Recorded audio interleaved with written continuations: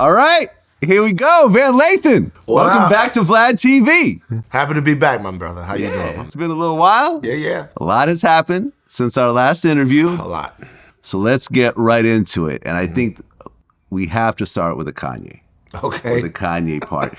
Now, I remember, and we had done some posts and some interviews about this, and everyone was calling me a liar and so forth. Mm-hmm. But the whole Hitler thing actually happened at TMZ while you were there. Yeah. Right? Yes. He said he loved Nazis while he was... Now, here's the thing. He said, I love Hitler, I love Nazis while he was there at TMZ. It was either Hitler and Nazis or just Hitler or just Nazis. Which is basically synonymous. Yeah. It's not like you can really separate the two. Right. Okay. Now, that part of the interview at TMZ was not actually aired. Right. The slavery was a choice part was aired. Yeah. And some of the other stuff around there. But that part was conveniently cut out. Right. Do you want to tell me why? I can tell you why I think it was cut out. But remember, I wasn't an editorial voice at TMZ, and I wasn't someone who had the power to keep something in or take something out. I think it was taken out because that at that point was a third rail. That was something that I think a lot of people thought would hijack the entire interview, and to be honest with you, take something away from the reason why Kanye West was there, which was to go crazy. I mean, I'll just be honest with you. Kanye West, at that particular point, no one thought that Kanye West was coming to TMZ to have a measured, informed conversation about anything. He was spiraling. I didn't even know he was coming until 10 minutes before he got there. He was spiraling, and I think they wanted to probably because he came back again after that. And that was a less eventful conversation. But after he went to Washington and, did whatever he did with Trump, he came back after that. And so I think in order to maintain some sort of relationship with Kanye West, it was asked, first of all, for it to be taken out. By Kanye. By Kanye? Yeah. So it was asked to be taken out. And I think that was a solid that was done. But I want to make sure that everybody knows I can't really speak on why it was done because it wasn't my decision that had been made. But they asked for it to be taken out, and it was taken out. Right. And shortly after that, Kanye had a sit-down interview with Harvey. Yes. He had another sit-down interview with Harvey. What do you mean he had a sit-down interview with Harvey? Because he had a sit-down interview with Harvey at TMZ, and then he had another sit-down interview with Harvey at TMZ after that. Yeah. Exactly. You think maybe that was somewhat of a barter? Hey, take out the Hitler part, and I'll give you an actual sit-down interview again? I don't know. I do know that had it been asked to get taken out, and it didn't get taken out, then you wouldn't have had a relationship with him to ask him come back. So it didn't even really necessarily have to be a bargain. It's like you do what the guy wants if you want to maintain a relationship with him where you could call him up and ask him to do stuff for you. Right. And Harvey Levin is Jewish. Yeah. Did you talk to him or get his reaction to the whole I love Hitler and I love Nazis part? No, it's not my business. Got it. Like the only reason why that was brought up afterwards, and I said it on the Higher Learning podcast, the only reason why I even brought it up is because it literally just popped in my mind. Like when he started doing that, I go, oh, I've heard that before. And so for me, this is my thing. People keep talking about that. He talked about my ancestors on there. He said slavery was a choice. Everybody wants to litigate what he meant by that or what he was trying to say. I took it as a slight to my ancestors. That's what I'm going to deal with. If they want to make the decision that they want to take that out, I'm not going back and forth about that. I did think it was interesting that Kanye didn't care about the slavery part being left in. It's something that he wanted to say, and nobody cared enough to take that out of the interview. So there's probably a lot of reasons why that's true, but for me, as far as him saying what he said, There was a producer in the office that stood up when he said that. So it wasn't my... Okay, so when he said the whole I love Hitler or Nazi thing, what did the producer say? He said, I'm Jewish and that offends me. And what did Kanye say? Nothing. He said, I'm Jewish and that offends me. It's like, I'm stood up, like, right, I'm Jewish. What you just said is offensive to me. He didn't say anything. He then goes on, like after that, a little while after that, he goes, does it feel like I'm speaking freely? And then that's when I say it doesn't feel like you're speaking, you're thinking anything. Yeah. Right, because Kanye told Charlemagne the same thing. He said, I love Hitler and I love Nazis, and didn't understand what was wrong with that. Right. So this came from you.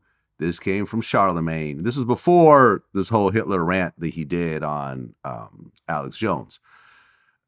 And I remember there was even a CNN story that came out maybe about a month ago. Sure. Because I guess that Kanye would say this in like Yeezy meetings and Adidas meetings and so forth, to the point where someone actually sued him for that, for a hostile work environment. And I remember when he came out, it was like all these people were like in an uproar. That's not true. There's no proof. The media's trying to slander Kanye again. Like, this is, they called me a liar for mentioning it. They called CNN liars and everything else like that. But lo and behold, a month later, it comes out where you can't. What are you going to say now? I mean, look, people can think whatever they want to think about me. I don't give a fuck. But if you think I would make that up after all of this time, if you think that I would make that up, there's no way not everybody is going to come together in a vast conspiracy. That's what he thinks. Another thing is this, Vlad. When you do an interview with Kanye, I've known scores of people who've done interviews with Kanye, right? I've interviewed Kanye before. There's always a bunch of shit you have to take out. Not just about, there's stuff that have been taken out of interviews that Kanye has said about Virgil. There's been stuff that have been taken out of interviews that Kanye has said about Drake. There's been stuff that's been taken out of interviews that Kanye said. He goes through this whole thing, and then it's a stream of consciousness sort of rant that he goes on, right? And then after that, someone looks at the interview, they autopsy it, and they go, okay, this is what cannot be said. This is what might come off wrong, or this is what he didn't really mean. And then you got to cut the interviews up. So when the Tucker Carlson thing happened, and there were all of these outtakes from it, that wasn't like, to me, it's like, that's how it goes when you interview him. There's always a bunch of shit he wants to come back and take out of an interview. Yeah, I mean, I interviewed Kanye in 2004. This was right before his first hit record dropped. Through the Wire was out, but Slow Jams was just about to come out, which was his first, what I consider, hit record. Right. He was in the studio with Common working on his album.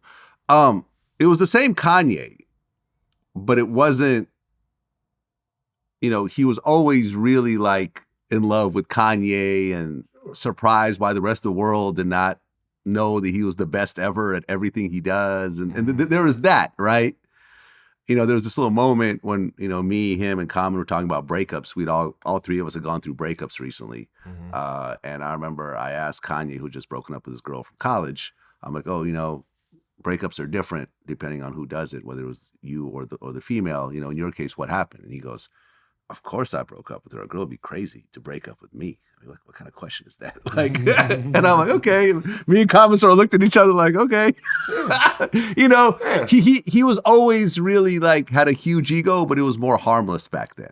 It was just, I'm the best and y'all should know it, but I'm not actually going to denounce, I'm not going to say you're the worst or your race is the worst or whatever else. It was just like, I'm the best. And eventually the world will figure it out, which eventually the world did. They did, of course. So it was sort of the same Kanye, but this new Kanye, I'm not really digging.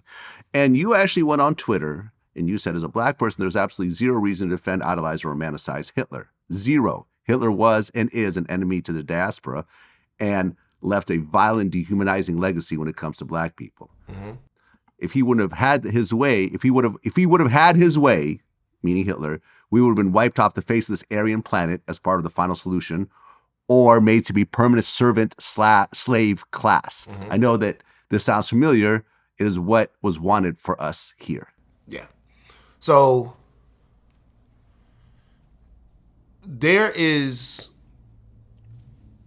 so let's look at two things there. So no, Hitler is so fucking stupid that we're relitigating this. Hitler didn't like black people. Well, he killed black people. He killed black people. Right. Hitler believed that there was a pure Aryan race. Right. And that the way to make the world into a place that functioned and, powered his vision was to have this Aryan race in control of everything, in control of Africa, in control of Europe. And the way to do that was to kill off all the Jews, kill and subjugate black people. Right. And as well as kill off all the homosexuals. Kill off all the homosexuals. Kill off all the gypsies. Gypsies, because there were 12 million people who died in the Holocaust, 6 million Jews. Yeah. Now, what's interesting about Hitler and what America as a nation has never really come to terms with is that a lot of Hitler's beliefs and a lot of what Hitler was doing was informed by things that he got from over here. The Dearborn Independent, which was, I'm sorry if you guys out there drive Ford cars, but the Dearborn Independent was a newspaper that was published by Henry Ford, who was a virulent anti-Semite. Yeah. Right? A virulent anti-Semite, and who had his own view of what the Jews had done to America and to Christianity. He used his platform to put those ideas out. Hitler was a student of Henry Ford. He was also a student of America's treatment of black people here. And he wanted to use that as a blueprint of how he was going to set up what was going on over in Germany. That's just historically true. However, it's neither here nor there when we're talking about what Adolf Hitler wanted to do. Black people have not been treated right in America. We have never been valued in America. We've never been powerful economically, physically, spiritually, socially in America. That's a fact. And there are many people who are, to me, the same slavers, ex-presidents, business magnates who had the same vision for black people here in America that Hitler had for the Jews in Europe. I absolutely, it's not as I believe that that's true. However, we cannot, what about Hitler? We just can't. Hitler marched into Europe and touched off World War II, right? Yeah. 3.5% of the people on Earth died in World War II. Yeah. My grandfather on my mother's side, he was one of 10 siblings. He was the only one that survived World War II. 9 of his brothers and sisters were killed. Now, I've seen in the comments, people are saying, oh, that sounds ridiculous. Vlad's just making up stuff. The reason this happened is because my grandfather joined the military. He became a cook in the military. The rest of his family stayed in, I believe, Kiev in the Ukraine.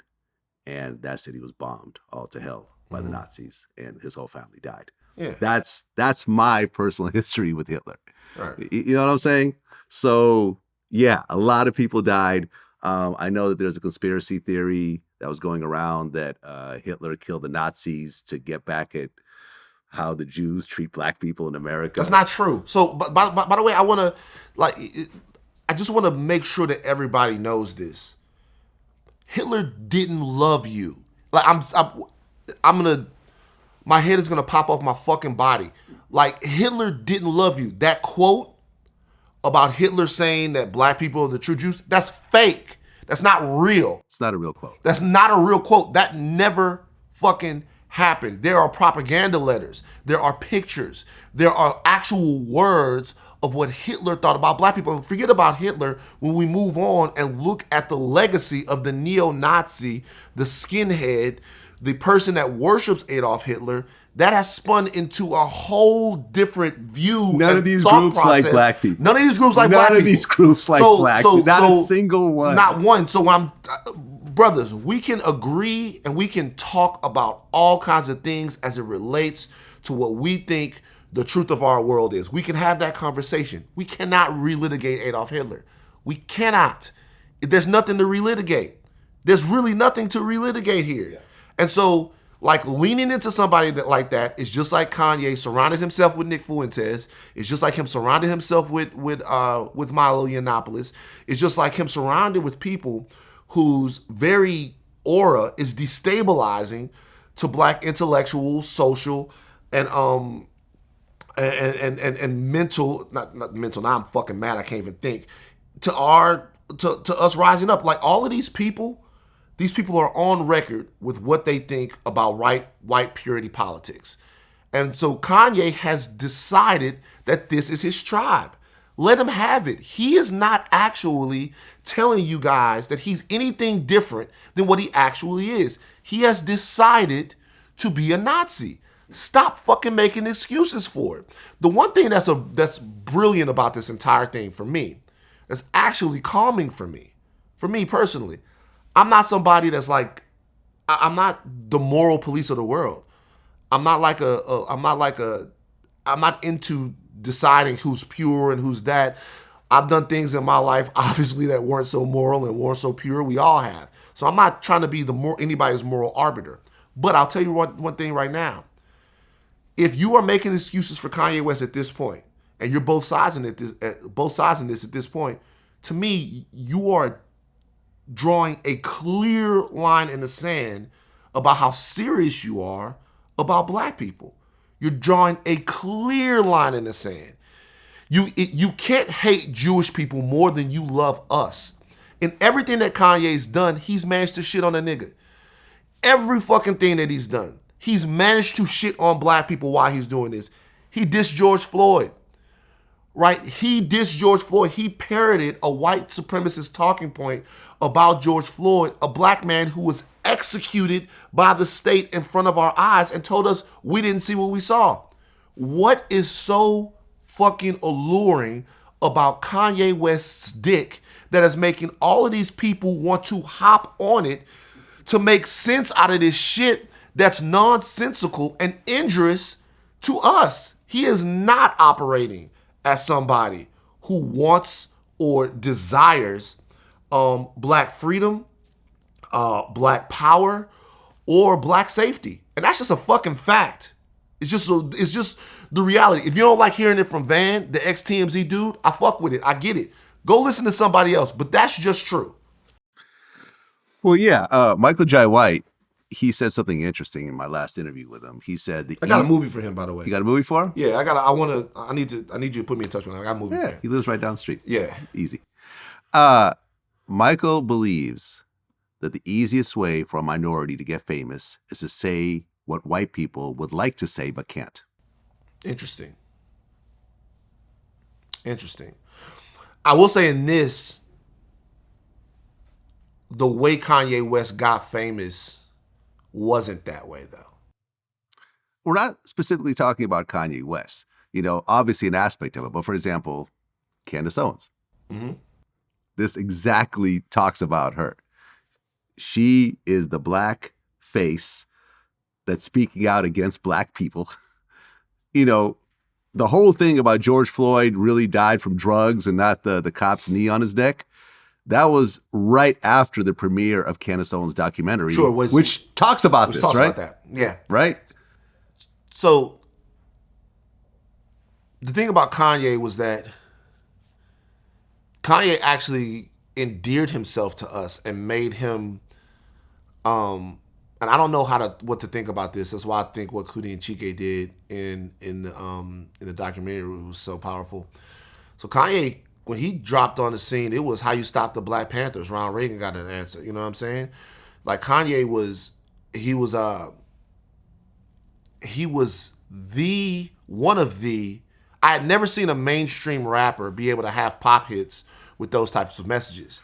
Yeah, along with Jesus Walks. And a white man gets paid off of all of that. Yeah, there was really a very strong social message in his early music. It was revolutionary, and it was like, okay, well, and there was this kind of thing that rappers used to have to do. Hov talks about it. It's like, lyrically I would like to be Talib Kweli, but like, you know what I mean?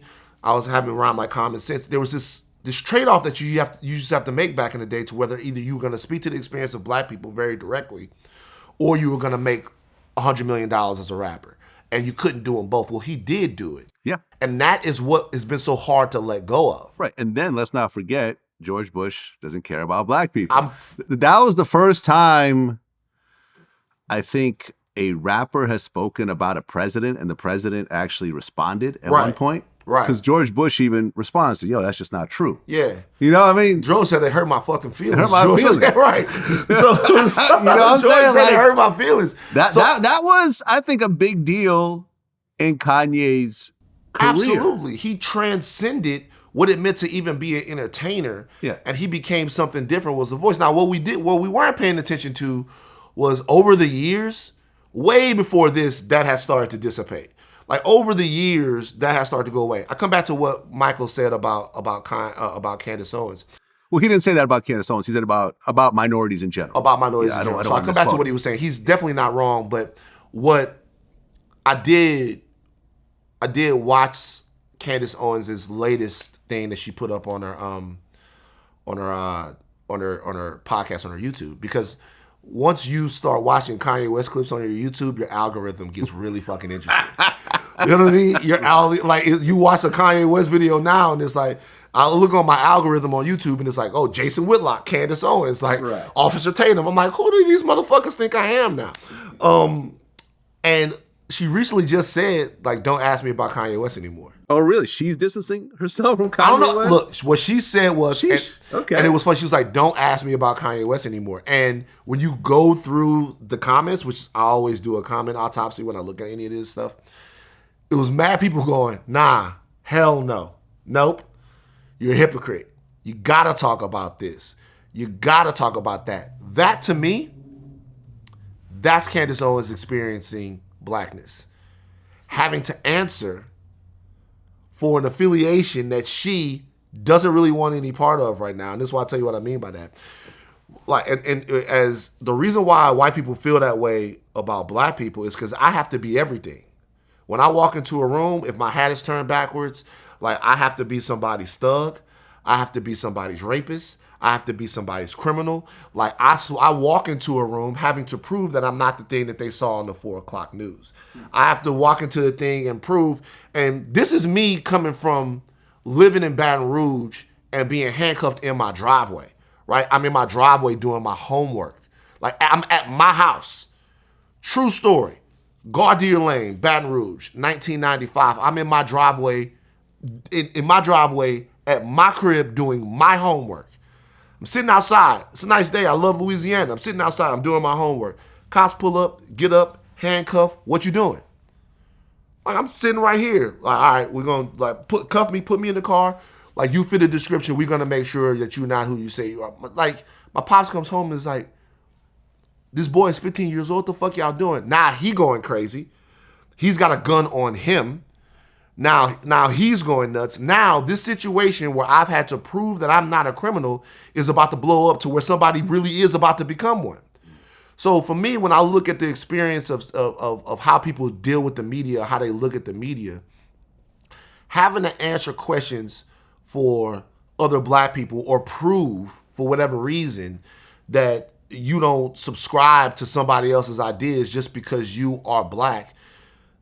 Candace Owens is about to get a PhD in that, because every time Kanye speaks on this kind of shit, he's speaking to their relationship. And really, to be honest with you, Vlad, this is another thing that's happening. It's like he's such a big deal in our community that people are starting to wonder if black people in general have these kind of feelings and this affection for Hitler. I'm hearing all of these people ask these questions. I don't feel the need to come out and tell anybody, make anybody feel safe around me, because that part that's done.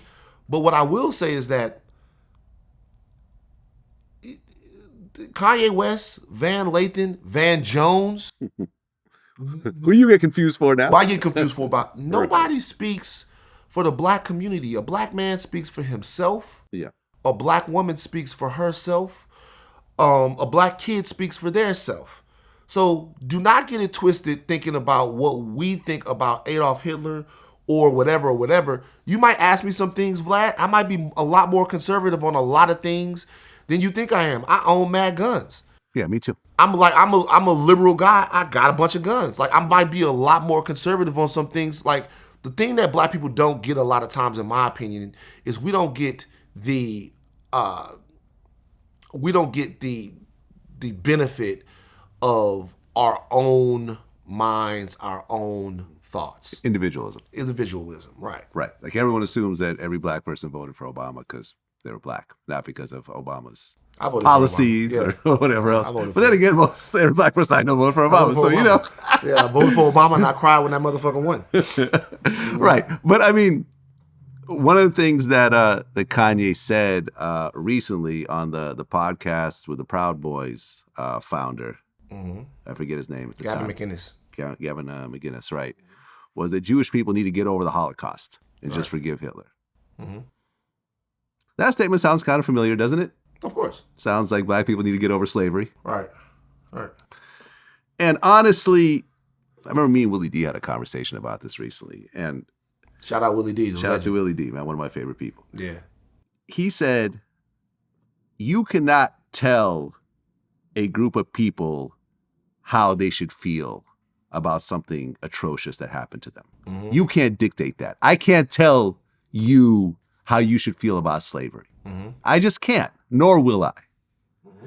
And to hear someone say that this group of people need to just get over 6 million people getting killed, you know, or this whole thing was fake, you know, there's the conspiracy theory that the Holocaust never happened and this was just, you know, Ashkenazi Jews manipulating the media in order to get Israel.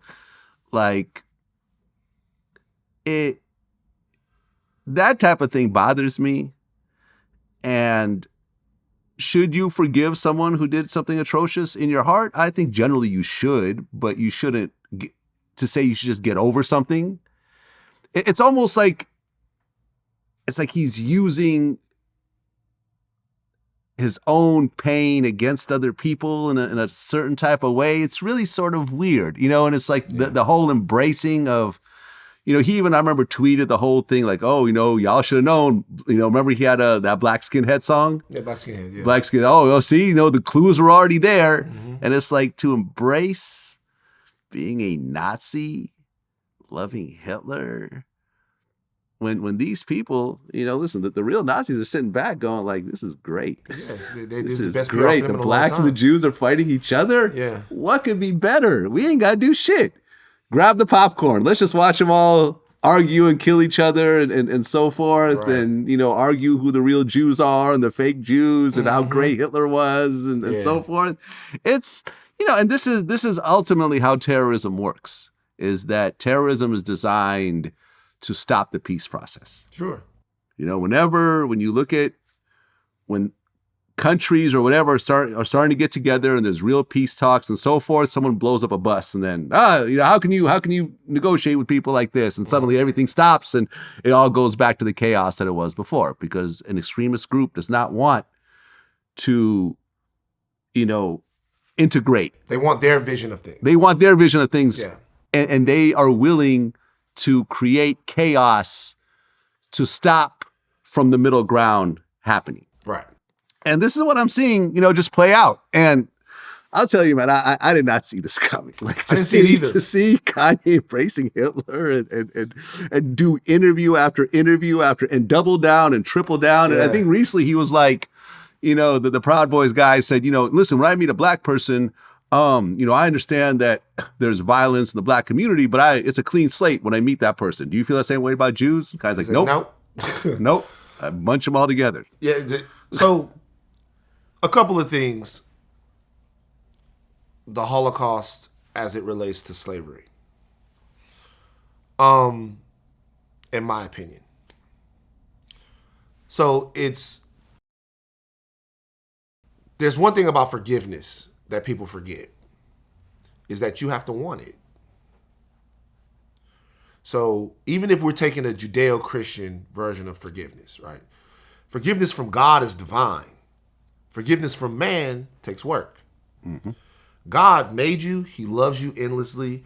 He loves you eternally. He loves every speck and every atom of who you are. So God has seen your sin. He's realized that sin is a part of your nature. And he said, I'm just waiting for you to want to fellowship with me. I'm just waiting for you to want to be connected enough to me to say my bad. That's the rule that God has for someone in terms of sin. In terms of man, you have to be, even with God, you have to be repentant. But with man, there's work to be done for absolution.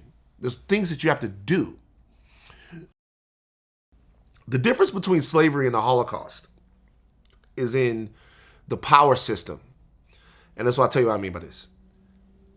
Germany had not just become a problem for this group or these groups that they exterminated. Germany became a world problem. The Nazis became a world problem. Yeah. They became a world problem that ended up with in incredible economic ruin, in all of these people dying, and the world community had to know that this wasn't going to happen again. So the country went through, as I'm sure you're aware of, an intense period of denazification.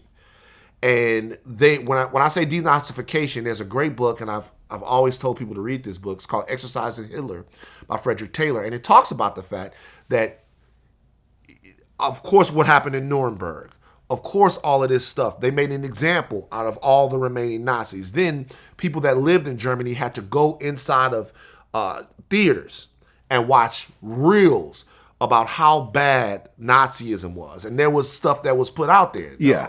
For example, if you go into Berlin, you are very much reminded. Like, I know someone very close to me that was there recently. Yeah. You are reminded of Nazi Germany all over the place. Like there are Holocaust museums. There, in fact, I remember this was really poignant to me. Like my freshman year in college, there was a German exchange student. Mm-hmm. And I said, what's the difference between Germany and America these days? He goes, well, here's the big difference. If someone goes to a McDonald's and puts a swastika up in the bathroom, no one's going to care, right? It's not even a big deal. Yeah. In Germany, that's a big deal. Yeah. They'll shut down that McDonald's. They'll investigate who did it. Right. They'll check video camera footage. Someone will get arrested. Right. In fact, being a Holocaust denier is actually illegal. It's a crime. It's an actual crime in Germany. Yeah. This is why they're trying to get Amazon to take down that book, the Hebrews to Negroes book, because essentially, yes, it's legal in America, but in Germany it is not. Right. So they're trying to get Amazon Germany to actually take that book down. So yeah, the Germans are very keen to what happened. The deal was, if you are going to be a part of the world community. By the way, this was the second time that we had gone to war against Germany, or like it was the World War II. So they were like, you got to do some stuff to let us know that y'all going to be all right, and this is not going to happen again there. All right. Here in the United States, the reason why black people can't get over slavery is because America can't get over it, right? It's because it's like slavery. Excellent point. Excellent point. Slavery is not just an incident that happened. There's a generations-long legacy to the devaluing of black people and black lives, and to how our status in this country that is directly connected to slavery, that America refuses. When I say refuses, I mean like not... Confederate statues are still up to this day. Yes, some have recently been removed. Right. There are no Nazi statues in Germany. There are no Nazi statues in Germany. Here in America, they are still fighting for the right to be who they were in 1865. Like they are. You're right. They're still... You are absolutely right. They're still fighting for the opportunity to still wave the Confederate battle flag, to still have the same shit. They don't think they were wrong. So, of course, we're not going to be able to get over it. If America can't get over it, if getting over slavery to me means dealing with the racial wealth gap in this country, that is the legacy of slavery, dealing with the terrorism that black people had to endure after slavery. I want everybody to read From Here to Eternity by Sandy Darity, and it'll talk about the fact that slavery didn't end with that. We had the most land we ever had as black people in the 1900s. between 1900 and 1910 through usury, contract buying schemes, and actual white terrorism. All that land was taken away. All of that stuff is the legacy of slavery. When black people stood up in this country and started to assert themselves as equal parts American, America said no. And they said, just go down there, keep getting your ass kicked, and maybe one day our feet will get tired. And so, like, what I'm saying is, like, when people say that, it denotes, and all of this stuff, Vlad, to a degree, denotes a real misunderstanding of the fundamentals of history and the way this shit went. They tried to denazify. We have never in this country tried to restore the humanity economically and intellectually and spiritually of black people. And we've never valued them as equal contributors to this society, especially if they can't run, dance, or catch a football. So they're two completely different things. But there's one thing that is the same. There's one thing that's the same. You shouldn't forget. It don't matter. You shouldn't forget. Are we gonna ever forget 9/11? Are we gonna ever forget Pearl Harbor? Shit just passed. Are we ever gonna forget the times in American history collectively where the society was the most vulnerable, where people were the most hurt? Do they ever say that? What if someone says right now, it's time to forget about Pearl Harbor. It's time to forget about, we're talking about these monuments. These slave-owning motherfuckers been dead. They been dead. They don't want you to forget. They want you to forget about your shit so they can continue to do their shit. If you ask me, Jewish people should never forget the Holocaust. As a matter of fact, they should remind people, because it always starts with slick talk just like that. Be honest with you, Hitler was a former artist who wigged out. Goebbels was too. A former artist who decided that he couldn't get it that way and made somebody else that lived in the world the entire world's problem. If you don't think that can happen again, you're out of your fucking mind. And in order to make sure it doesn't happen again, you have to remind people when it's happening. Well, Kanye got dropped by every corporate entity that he was working with. Started with The Gap, I believe. Balenciaga came next. They have their own set of problems now. The big one, though, was Adidas. And that was kind of a shock. I didn't think that was going to happen. Me neither. Because Gap, Balenciaga, yeah, they have some capsules with Kanye. They make a few extra dollars. They're not being held up financially by Kanye's brand. Adidas, though, a significant portion of their revenue, their stock price, their overall visibility in the marketplace came from Kanye. It just is what it is. So he made them. And like he didn't make Adidas, but he made them in a contemporary way. Well, especially in America, because listen, at the end of the day, Adidas still runs soccer, and that still runs the world. So you leave America, and actually, Adidas was fine. Okay. But in the U.S., absolutely. Like, I'm wearing Yeezys right now. I wasn't buying Adidas before. It is what it is. I like the shoes. I'm not going to go through this whole thing of burning my Yeezys and so forth. No. Vlad said, fuck it. Fuck it. Wear them now. Nah. Vlad said, fuck it. Fuck it. And in fact, Adidas announced that they're going to be... Is it Hanukkah right now? Is Hanukkah going on right now? Man, I'm telling you. I'm not great at religion. Vlad, I'm be honest with you, bro. It's coming up soon. You are a fucking brave soul to be wearing Yeezys during the Hanukkah season. Yeah. You are fucking crazy. It starts in about 10 days. Hanukkah starts. You got to put the Yeezys up for the Hanukkah season. Okay, all right. I won't wear Yeezys on Hanukkah. You got me. All right, I will co-sign this. I'll wear Jordans, and Louis Vuitton, and Gucci all through Hanukkah, all through Vlad said, I don't give a fuck. But like when Adidas said they're going to put out Yeezys with the Adidas logo, I was like, great. No problem. I'll buy those up. I'll buy more of those. Right. But it actually says a lot that a brand as big as Adidas basically says, fuck the money. It is what it is. Right is right. Wrong is wrong. And, D.L. Hughley said something interesting. He said that if Kanye was a female, he'd be in conservatorship right now. Probably. Because I'll be honest, Kanye's behavior is way more volatile than what I saw with Britney Spears.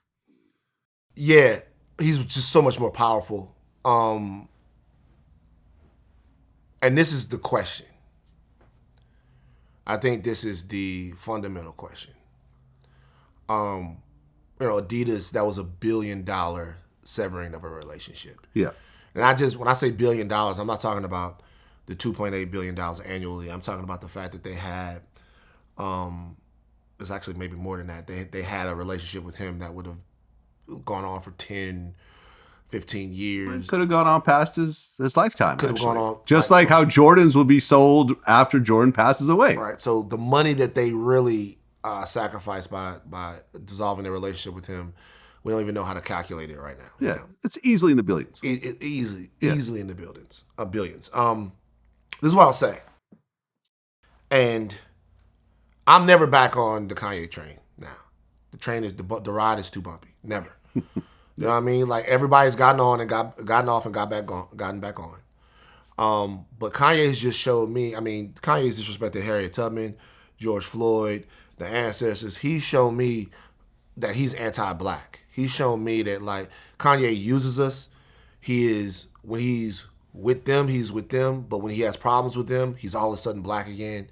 You know what I mean? So like I'm not. I've seen that. I'm off the Kanye train. I don't have any problem with anybody who's not off of it. Actually, I do now, but I don't. But I'm off the Kanye train. But I do still have this question: who is going to help Kanye West? Like, who is going to help him? See, like because when I look at some of the things that I see, on a human level, forget about being angry, forget about how dangerous it is. You don't have to forget about how dangerous it is. You don't. But I'm saying when I look at it on a human level, it's dangerous. It's all this. But on a personal, who is going to help Kanye West? Kanye West desperately needs somebody to help him, and he's spiraling. He's leaving no options for him. He's leaving the world no options. He's burning every single bridge he's ever had.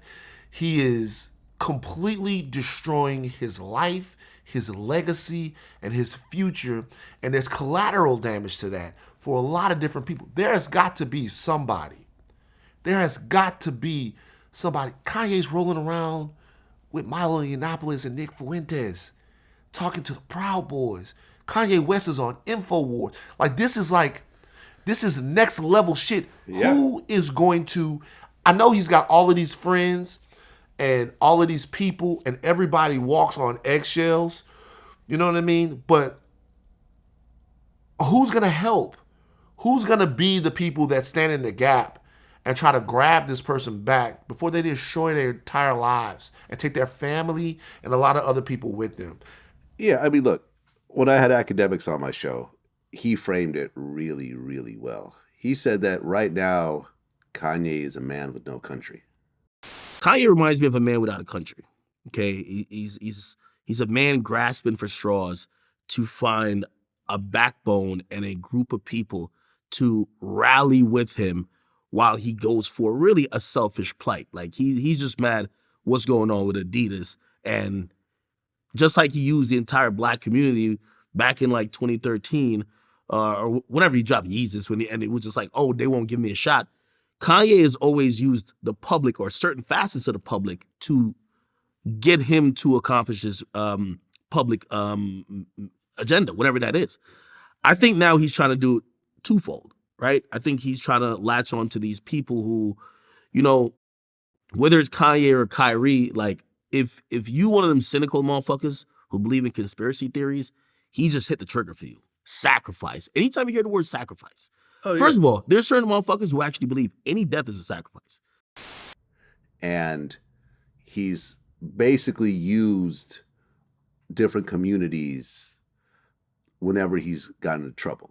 Mostly the black community, to rally behind him. Oh, look, Adidas is stealing my designs. Everyone stop buying Adidas. And, all these people would co-sign and so forth. Well, he's burnt that out, right? Mostly. Yeah. With the George Floyd comments and everything else like that. Right. So where is he at right now? He's in the conspiracy theory, tribe. You know what I mean? This is why he uses words like sacrifice. My mom was sacrificed. Yeah. Jews run the world. All this QAnon type, with Trump and so forth. And being in that community, he's being embraced. Of course. The Proud Boys, come on my show. Alex Jones, the head of this monster, is come on my show. And even Alex Jones was like, hey, man. Alex Jones was like, what hey, the fuck? Alex Jones. He's actually dissing Kanye right now. Alex Jones was like, hey, during that interview, Alex Jones was like, I'm not even sure this is Kanye West. You need to take this mask off. Like, he was trying to stop him from doing what he was doing. And Alex Jones is somebody, you guys, I know y'all think, Alex Jones is someone who made up lies about dead children. Yeah. Y'all. To make money. Man, look, man, I hear all of you motherfuckers, and I know y'all be mad about Balenciaga. Man, fuck Balenciaga. Fuck Balenciaga for the weird shit that they did. Everybody's like, Van, diss Balenciaga. I diss Balenciaga a million times. I'll diss Balenciaga again. Fuck Demna. Fuck Balenciaga. Protect our children. It's weird having kids. Let me deal with these fashion houses real quick.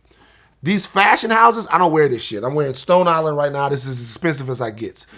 These fashion houses are fucking with us on purpose. The racist shit that they do, I believe it's on purpose. The endangering kids stuff that they do, I think that it's on purpose. Like, they are trying to be so cutting edge and avant-garde, and they're leaning into this weird underbelly of this industry that is dangerous for children, that doesn't prioritize or respect the innocence of a child. That happened. That is true. That is real. Beyond that, though, really, there is no beyond that. You cannot think, though, that Alex Jones is a cool guy if you have a problem with Balenciaga. Alex Jones used the memory of dead children to make bread. And we're not talking about a little bread. If you guys watched the trial, he was making $1 million a day at one point. He was the biggest motherfucker. So we're talking $500-600 million. Mm-hmm. When that guy right there is the voice of reason. Right. A dude who legitimately used dead kids to make bread off of. When that guy is the voice of reason, you know you done lost your man. Right. Alex Jones recently said that Kanye has a homoerotic fixation on Hitler. Direct quote. Wait, Kanye want to fuck Hitler now? Is that what he's saying? You sometimes wonder what Kanye's bedroom talk must be like. You just have to wonder sometimes what the kind of things get said in Kanye's bedroom. Kanye, wait. Alex said Kanye trying to fuck Hitler now. What did they talk about after the interview? I don't know. Well, let's talk about Kyrie Irving for a second. Okay. It just got announced that it's a totally different situation. Totally different situation. There are some relationships. There are some things that kind of relate. I feel that Kyrie kind of got caught up in Kanye's bullshit. Yeah. It was sort of this whole steamroller thing where everyone became more sensitive about this type of thing. Mm-hmm. He had posted up a link to the film Hebrews to Negroes, I believe. I watched it. So you watched it? I did. Okay. So I did not watch it, but I talked to a number of people that watched it all the way through, and we talked about various aspects of it. Yeah. From your point of view, and look, I fully understand that two people could watch the same film and get something completely different out of it. Mm-hmm. From my point of view, it seems like Kyrie Irving watched it and he took in the whole black people being the original Israelites, and that's what he focused on and that's what he embraced. Right. There might have been parts in that film that were offensive to certain people that he may not have even paid attention to because he was focusing on a different part. Mm-hmm. I would like to give him the benefit of the doubt based on some of the things he said and so forth. In that film, what were the offensive parts that people had a certain degree of outrage over? Okay. So the film begins with a quote from Henry Ford. It starts. And what was the quote? I have it somewhere because we did it on the podcast. Okay, so You pulled up the quote. What's the quote exactly? Okay, so this is the quote. So it begins with, and I do want to have a longer conversation about some of the reasons why I think the Kyrie thing happened the way that it happened, because I think it's completely different from Kanye. But I do want to have a conversation about that. But so Hebrews to Negroes comes on. They do a short introduction, and then when the documentary kind of starts, it starts with a quote, and it says, "The Christian cannot read his Bible except through the Jewish spectacles, and therefore reads it wrong. As a result, Christians don't have God's word on a certain matter. They have the Jews' word. Judaism is not only the teaching of the synagogue, but also the doctrine of every Christian church in America. Through our propaganda, the church has become our most avid supporter. This has even given us a special place in society. They're believing the lie that we are the chosen people and they the Gentiles." Henry Ford from the International Jew, Volume 4. Henry Ford from the International Jew, Volume 4, page 238. All right, there's another quote here that goes on, and this quote is from a gentleman, and everybody should be able to look this up. This quote is from a gentleman named Harold Wallace Rosenthal. Okay, now here's the thing about this quote. This quote is framed on from Hebrews to Negroes as a quote from this guy. The only problem with this is this quote came out in 1976, and this guy didn't say this. It was a quote that was attributed to him 2 years after he had passed away. So when I'm watching this, I'm watching both, and everyone's free to check their math on this. And if you believe that he said this, but his family, his friends, everyone say that he did not say this, right? Kyrie Irving wouldn't have known either one of those things, okay? He wouldn't have known. I'm not saying he wouldn't have known. I want to speak for what Kyrie knows. He's a very well-read man, so let me make sure I'm in that. If you didn't know, let me not speak to Kyrie Irving right now. If you didn't know what Henry Ford was and who Henry Ford was in terms of what he believed about Jewish people, then you would see that quote and you would say, "Hey, that's the guy who started Ford. We should believe that. Like that's an accurate source for that." And if you read the second quote and didn't do any fact checking on it, which I did when I watched it, I just wanted to see who said this and learn more about the person. You'd see that the quote itself it's not something that you should frame a documentary around, because the documentary isn't framed around that quote, but it's not something that you should include because it's too controversial in that a lot of people believe it's not real. And what was the quote? It's a long one. So the quote is, hold on.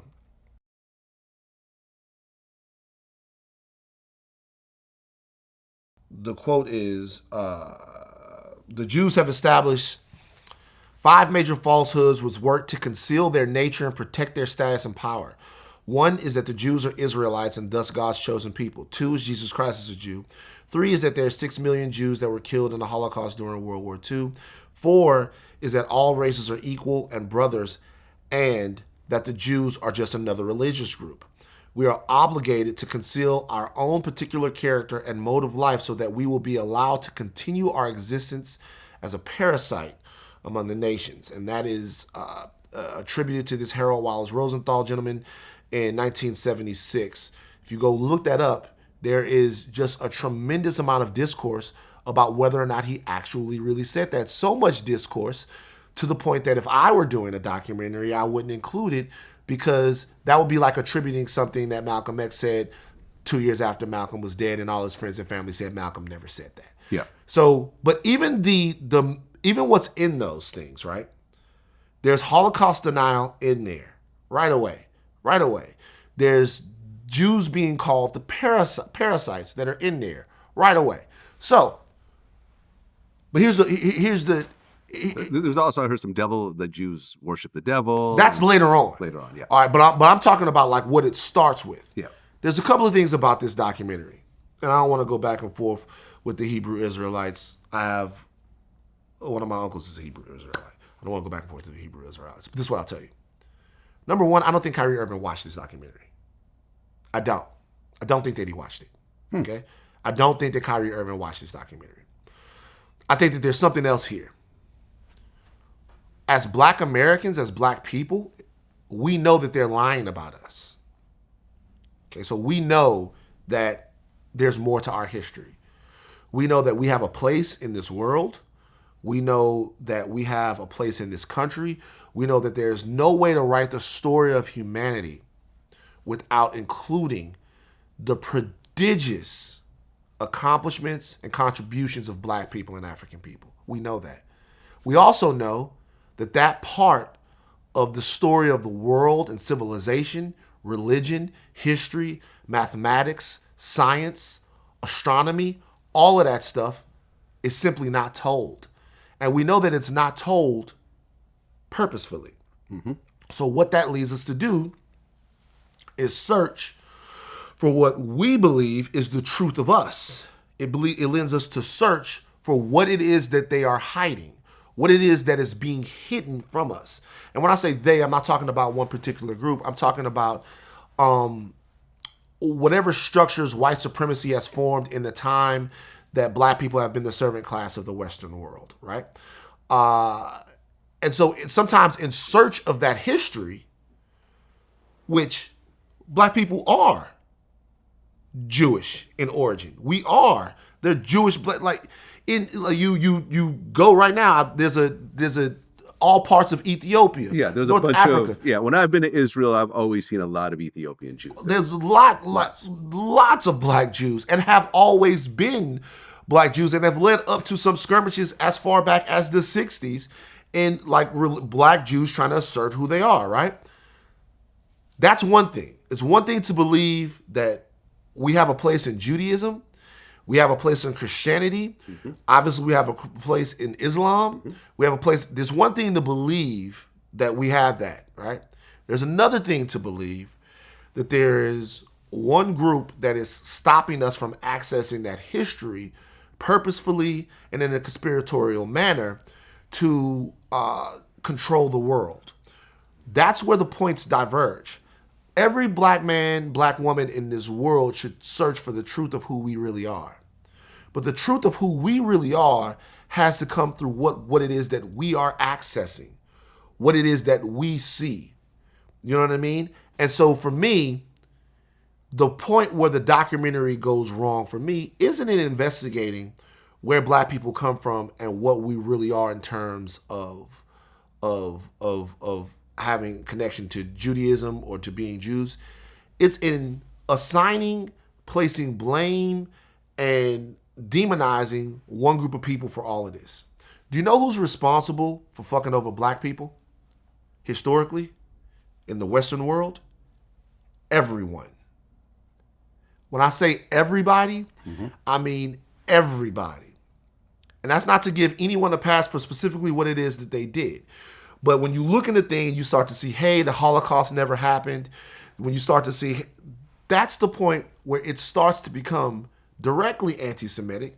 I don't give a fuck what anybody has to say about what I'm saying. It becomes directly anti-Semitic. And then it becomes, to me, something that is less than constructive. And for my situation, it's not to demonize anybody, right? It's to have conversations about what's the best and right way to do this. What happened with Kyrie was Kyrie put something on his page that I'm sure was not well vetted. Kyrie Irving is not anti-Semitic. Kyrie Irving is somebody like the rest of us who are trying to figure out who we really are and what we really are. And Kyrie has, a love affair with conspiracy. He does. And there's nothing wrong with that. I mean, he has an Illuminati tattoo on his hand, right? When someone brought up Alex Jones, because I guess he posted up like a link to an Alex Jones speech, he said, first of all, I don't co-sign all the Sandy Hook stuff. That's absolutely wrong. I put up a video of Alex Jones like from the 90s where he talks about secret societies, which really exist. He had to throw that in. My thing is, and look, my thing is, okay, secret societies really exist. Fine. I'm not going to go back and forth with you on that. Kyrie Irving also believes that the world is flat. Earth is flat, yeah. I'm not about to diss Kyrie. That's just fucking not true. You know what I'm saying? Like, that's just not true. Okay? Yeah. So, like, it's fine. But knowing that Alex Jones, this is, if I could talk to Kyrie, what I would ask him is, knowing that Alex Jones, like, lied on dead kids, knowing that he made up such a prodigious, such an amazing lie and perpetuated it for nearly 10 years, why on God's green earth would you ever... Do you know why I don't post shit that Joe Biden says?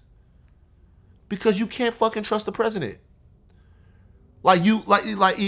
People can we can talk about, like, the reason why you're never gonna see me in a picture with somebody that's in the White House.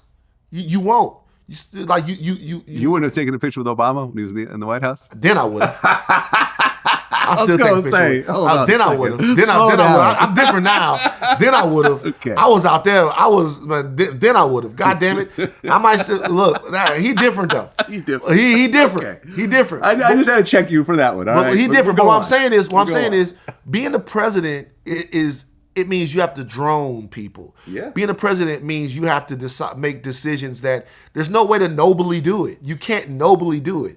It's the position of a warlord. It just is. Yeah. And so for me, it's very hard to be an inspiring president of the United States of America. I have too much distrust for that. But it's also impossible to be an inspiring liar on dead kids. I'm out of it for me. So I think Kyrie probably learned something. I think he learned something about. I think he learned probably a lot of things. But at the end of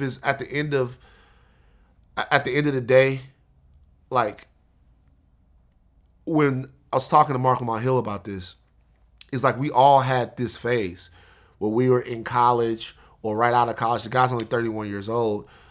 Which is way too old to be irresponsible, but still young enough to believe some things about the world that maybe you haven't scrutinized yet. And so I just think he got caught up, and it was caught in 4K in front of everybody. But I don't think that he's an anti-Semite. Kanye West is proud to be one.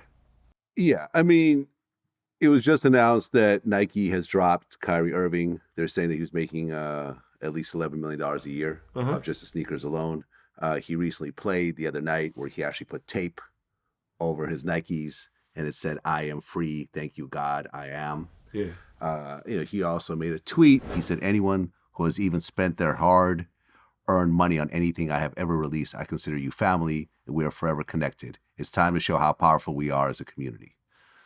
That to me seems to imply, hey, I just got dropped by Nike. If you ever bought my shoes, let's stand together and not buy Nikes anymore. That's what I'm assuming the tweet means. It could mean something completely different. Clearly, it was said in such a way where nothing specifically got said, but the timing of it and so forth basically means like, look, Nike just dropped me. We should show how powerful we are. Everyone who supports the stand with Kyrie should stop buying Nikes. I've seen people burn their Nikes and so forth. Me personally, I don't think Nike's going anywhere. I think that'll probably be fine. I think Nike's going to be okay. I don't think their stock price is going to plummet because, Kyrie sneakers aren't being released at this point. But obviously he's affected and hurt by this. Yeah. This was a major stream of income that would potentially have gone on forever because, Nikes get retroed and so forth. And they are a very, the Kyries were a popular model of Nikes. At the end of the day, I didn't like the whole, this is the 5 things that Kyrie has to do and so forth. I thought that was ridiculous. Yeah. I think that, listen, he said what he said. You saw his reaction. Keep him on the team or don't keep him on the team. Yeah. It is what it is. To make a person jump through hoops and that got compared to like buck breaking and so forth, I think that was the wrong approach. Right. It not only was it the wrong approach, it was the worst possible thing they could have done. I agree. Like it was the wrong approach because that's so transparent that it doesn't matter what you think of the issue, you're going to be like, no. Yeah. Like, I think even Jewish people were like, this is stupid. Well, which is how I felt as a Jewish person. I said, this is dumb. Well, this is dumb. Like to have to go and meet with rabbis and this, that, and the third. Like, okay. What it implies. This is a grown man. This is a professional Yeah. working at the highest level. Like, keep him on or don't keep him on. Right. Nobody, at the end of the day, when Roseanne Barr said what she said about, that one biracial woman calling her a mix between the Muslim Brotherhood and the Planet of the Apes. Yeah. She was dropped. Yeah. That was it. Right. They looked at that and said, okay, this was your choice of wording. Your show is gone. Right. Roger Sterling said what he said, lost his team. Yeah. The owner of the Suns said what he said. Yeah. He had to sell his team. Make your decision, stand behind your decision, or don't. No one had to jump through hoops and go through sensitivity training and so forth. So I think the same kind of grace, well, not grace, but I think the same type of rules should have been enforced with Kyrie. Well, okay. And so for me, I think when I looked at that, I was like, so it seems as if what people wanted Kyrie to prove was that there was not one shred of anti-Semitic bone in his body, right? That there was just not one thread. And if I'm keeping it all the way real, they just don't do that with us, man. You know what I'm saying? Like, it's like, the thing when I looked at it was like, I went back and I started researching people. And the list of nigga celebrities is so long that I forgot. I had forgotten about Hulk Hogan. I forgot Michael Richards, the Duck Dynasty guys, the list of Dog the Bounty Hunter, the list of all of these people who get their N-word shit off. Man, Hulk Hogan said, I'm not what about it, I'm just giving an example of what kind of happens. Hulk Hogan said, I am racist to a certain point. He said, I don't want my daughter bringing no niggas in here. Whoa, he said that, huh? Yes. When they caught Hulk Hogan on that thing, Hulk Hogan was like, because Brooke Hogan was dating a black guy. She's like, I'm not with that. He says, I am racist to a certain point. These were his real thoughts that were coming out. You know what's funny, too, is I have a video. I was in Miami filming, and Hulk Hogan's son, what was his name? Nick, right. Yeah, Nick. I have a video of Nick Hogan using the N-word. Right. So, you know what I'm saying? Like, not in a really derogatory sort of way, but trying to be down. And Nick be on that other shit. Yeah, so, exactly. So, which is sort of like, right. Okay, dad's racist, but you're be on that other shit. Using the N-word? Like, as a white guy? Like, what the fuck is going on here? Your daughter's dating a black guy? What the fuck kind of family? Right. Nick be on that other shit. But so when I look back at all of these cases, I looked at what these people had to do to sort of right the shit. Dog the Bounty Hunter was allowed to do his work in private. Like he reached out to some people. We know he's been talking to some people. When he once again said that he didn't want his son fucking with a black chick because they say the N-word all the time and they don't want it to be made of a big deal about it. It's like we say it, we don't want to stop saying it because she's around. Oh. That's what happened. See what I'm saying? These are conversations where people are really having to where we know that it's, Hulk Hogan got a little bit of support from some of the WWE people, the black people. It's another difference because there was some black guys at WWE that came out and was like, Hulk Hogan's still my homie. I'm like, God damn, no, he's not. You know what I'm saying?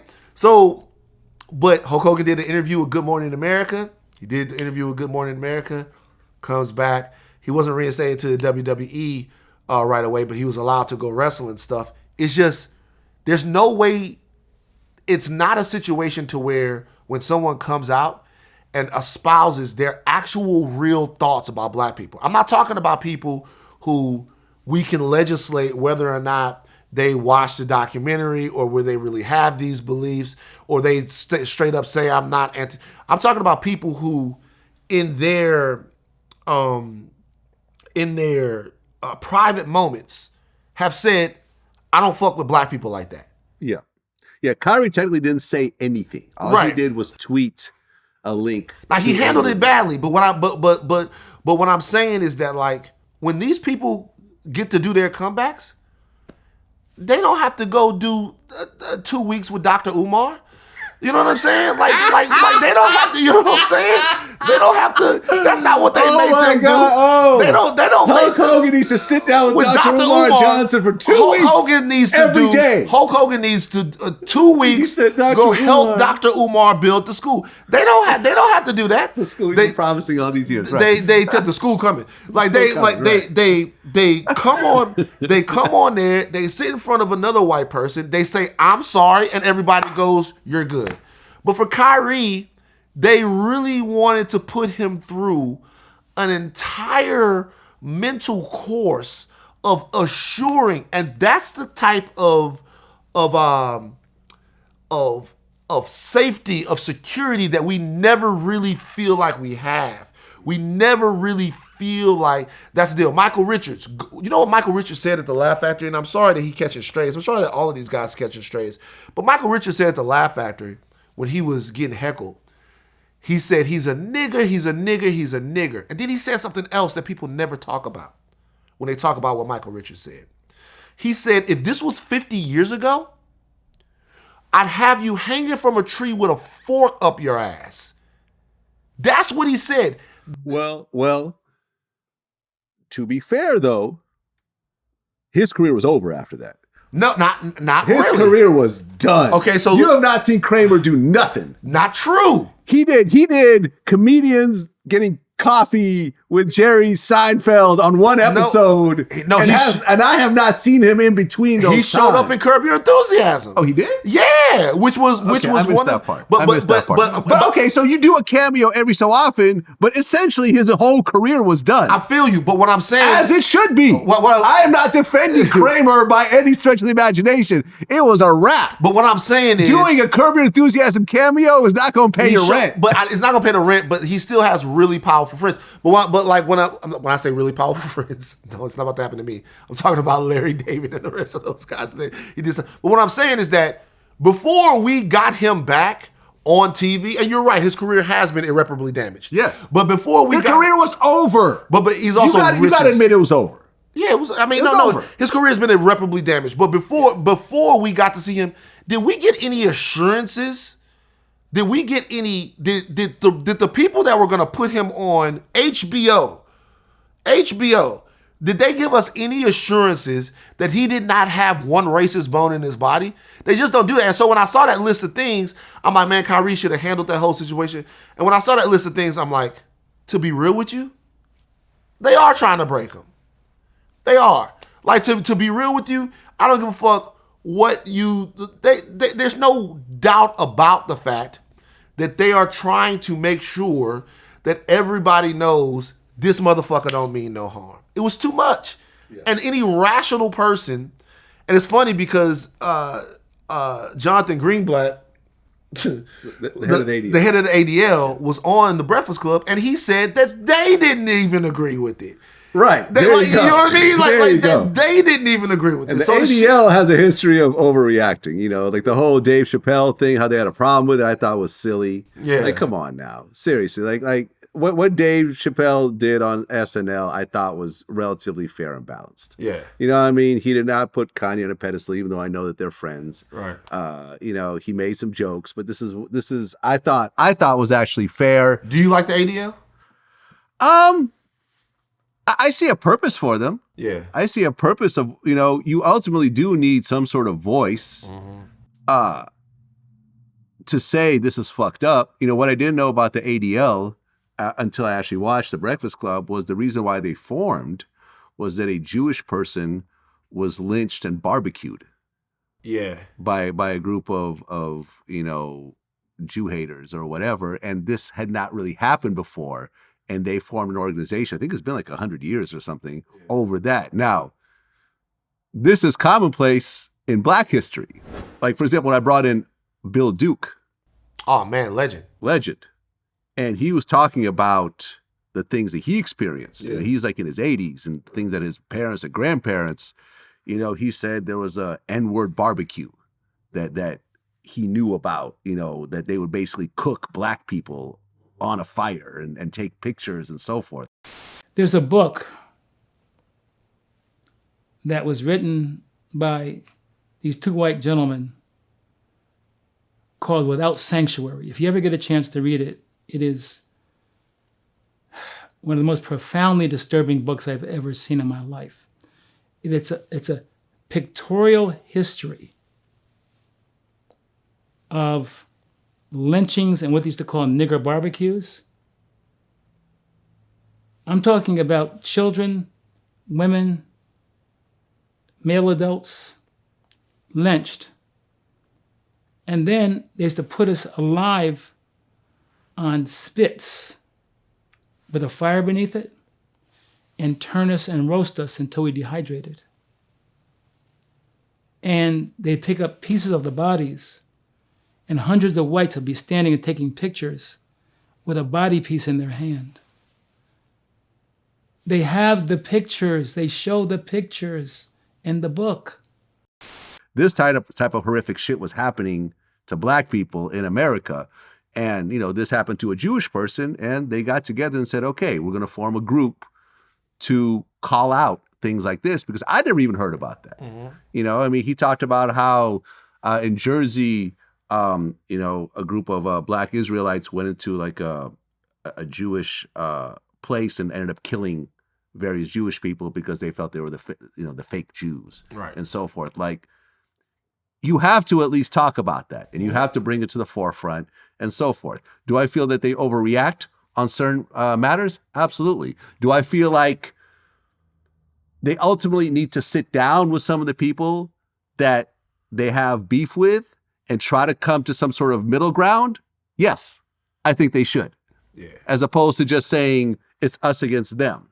But at the end of the day, look, you have to, just like you have the NAACP, just like you have the Southern Poverty Law Center and so forth, you have, how you originally had Black Lives Matter, the original idea of it. I know it didn't quite work out the way people had planned, but you need to have these groups to stand up for people who don't have an individual voice sometimes. So I personally believe now that overreaction is the only reaction. You gotta overreact. I think we as black people have been taught to not overreact. The gaslighting that's been done has been so thorough and so effective that it's like you can't even get mad and stay mad when a black man or woman gets their head blown off in front of you. Like, you have to, it's like George Floyd got choked out in front of the whole world begging for his mother. Who was dead at the time. Right. People still had the nerve to tell us how mad we should be about it. And that's because we haven't overreacted enough. That's because in order to be viable, we've found the middle ground a little bit. And it's an art. And I'm not saying I haven't done it. I'm saying that, I appreciate a little bit of overreaction. And I think there are lessons to be learned about how to react. Vlad, the reality is this. If you're not powerful unless you can hurt somebody. See what I'm saying? Like, the thing with the Me Too movement, and people can talk about what they think the Me Too movement accomplished, but it did accomplish one thing. It gave women the ability to hurt men that were fucking with them. If me and you were somewhere right now and we getting ready to scrap, and I know I can fuck over you, if I don't, it's because of my altruism. Because I'm showing mercy, right? But if we're getting ready to, if we about to get busy, and I know that you can hurt me, even if you can't beat me, if I know it's going to be a hassle, if I know you're going to rip my shirt, if I know I'm going to lose a tooth, if I know that, even if I know I can beat you, if fuck over you, if I know that it's going to cost me a bloody nose or a scar on my eye, or I'm a be in a fight. I'm going to be in a fight after. If I know that I can do that, I'm going to think twice about doing that. I'm going to think, is this worth it? Is this something that has to be done? But in order for that to happen, you have to be able to hurt me. You have to be able to, being empowered is being safe. And you are not safe unless you are powerful. And you are not powerful unless there are consequences for fucking with you. That is the bottom line, right? Right. And since women are not as physically powerful as men, this is their way of actually equalizing. Their way of equalizing the playing field was to be like, everybody look at him, rapist, abuser, whatever, your whole career gone, your whole legacy gone, you lose your business, you lose all of this. This is what happens. And you might go to prison. And you might go to prison. Yeah. So when they had that made people in offices and in situations all over be like, well, I don't want to get me too. I don't want to do this. I don't want to do that. So we had to have a conversation about how it is that you treat what it is that you say. What I'm saying is, I say all that to say that, like, the real thing in this situation is black people haven't hurt America enough. We just simply haven't hurt America enough. And the real conversation that we're having, to me, a lot of the people that I talk to, is how do you do that? Do you do that with your vote, right? Do you do that with civil unrest, which is what the George Floyd thing was? Like, that should have been way worse. You know what I mean? Like, civil unrest. Like, how do you do it? How do you, like, make people feel the fact that they just can't fuck with you when they want to? That they just can't come and kick you in your nuts whenever they want. And I think sometimes what you see between black people and the Jewish community that don't understand is there seem to be consequences, like dire consequences. Not that there are. We talked about these people. All those people went through consequences that we talked about earlier. But it seems like what we want to be and what we want to be able to do is to be able to assert ourselves and our cultural strength and our cultural power to the same degree. Well, I mean, I do feel that there are serious consequences when a white person says something racist, especially about a black person. I feel that a lot of times they get downplayed. Like I said, Roger Sterling lost a team. Now you could say, no, he didn't. He made $2 billion. No, he didn't. The value of that team was already there. He was making hundreds of millions a year. That team could have been passed down to his children. But instead, that's like saying, hey, the house you live in, we're going to kick you out. You're going to be forced to sell the house, and you can't buy a house anywhere else. Right. Right? Who's going to be okay with that? This is a house that you've had for 20 years. You're comfortable in that house. Yeah. Get out this house, put it up for sale, get whatever someone offers you, quickly get the fuck out and go get an apartment somewhere. If it was $2 billion, I'll buy a boat and cruise around on that motherfucker. Right. But that's what I'm saying. But do you see what I'm saying? You can't say that wasn't a harsh penalty. He's banned from owning another team. Yeah. Like, you can't say that was a harsh penalty at the end of the day, over a recorded phone call that he didn't even do publicly. He's still a piece of shit. Oh, you on his side? No. You didn't let me finish. Yeah. He's still a piece of shit. Yeah. And he still deserved it. Right. And he still deserved it. And I agree with what he did, with the consequences of his actions. Right. I agree with it. I'm not on Sterling's side, absolutely. But we're talking about a situation, we know what I'm saying, where he didn't publicly say it. He was talking to someone who he thought he was safe with. Yeah. It was exposed that he's a racist, and now he lost his team, as he should. So let me offer some pushback. This is what I would say about that. I would say in a private entity such as the NBA, where what you have is an organizational ability to police itself, you do see situations like that. You do. And that's another thing about Robert Sarver from down in the Phoenix Suns. Yep. Where you don't see it is when it's left up to American society, right? When it's left up to American society to have the conversation about what consequences are, we a lot of times don't see them. When a cop kills a black man, an unarmed black man or a black woman, a lot of times that's left up to American society.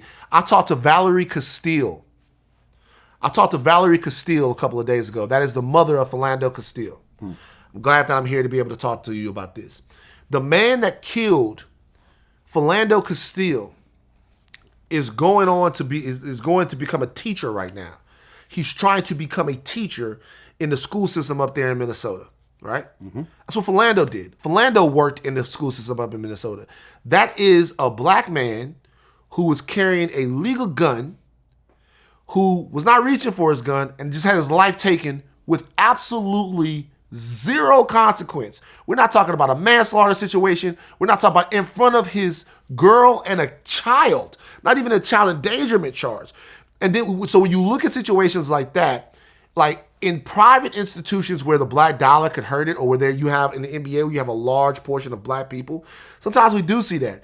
But when we're talking about when it's left up to American society, a lot of times we feel like there are no consequences. I'm going to tell you that a racist got elected president.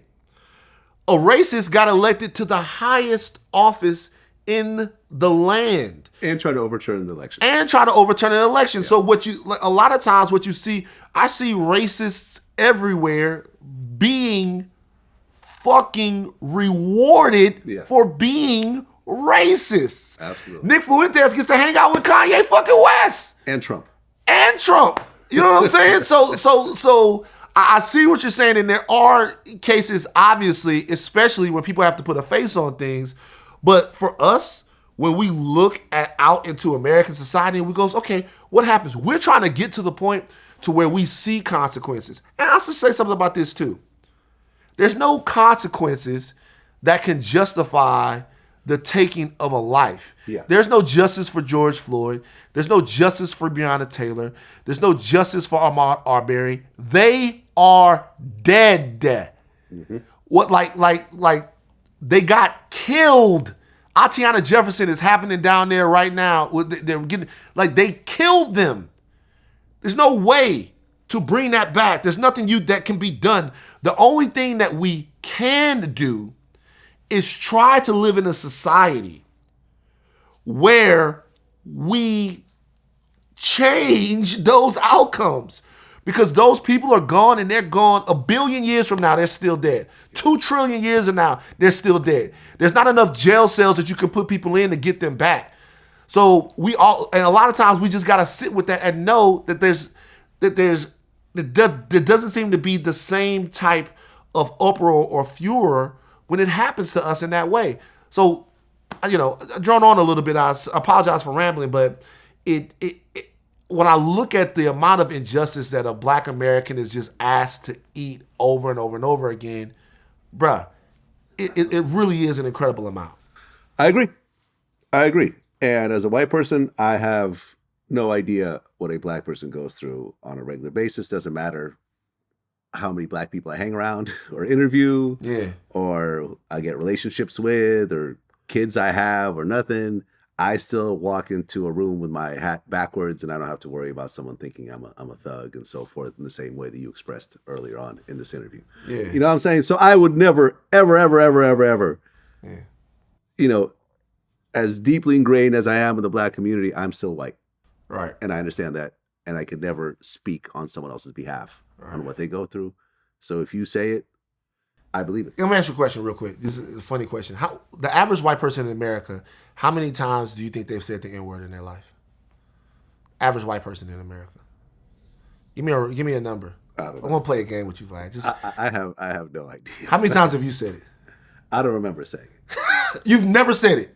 I don't remember saying it. Zero times. I didn't grow up. It was not said in my family. You got to understand that. Oh. I'm not a American. I am an immigrant. Right. See what I'm saying? So you never been rocking to the beat? Just never? No. Have I heard the word in my head? But would I actually say it? No. I don't. I don't. And at the end of the day, like I said, I wasn't raised. But you make a conscious effort not to, though, is what you're saying. Absolutely. Right. Because I understand, like recently Chuck D said that the N-word should be stripped from Twitter. And I completely agree. You don't think the N-word should be stripped from Twitter? Yes. You know what the problem with that is, though? And maybe this is another problem that, I will talk. Is it so I remember Gregory Hines, they had a movie called Tap, right? Remember that joint? I do. Nobody remembers Tap, but Tap was the shit. So Tap comes out, and we watch the movie. And so what I would go do is get my dad's shoes, rest in peace to my father. I would get my dad's shoes, and I would put them on. And then I would come in the living room, and everybody would be hanging out drunk, doing whatever they doing, like drinking, having fun, family stuff. And I would tap, right? I would tap for my family. And I couldn't tap. right? Like I couldn't tap like, but it was funny to everybody, and they laughed, and they would laugh. I would come out there and do it, and my grandfather would be like, "God, that little nigga funny.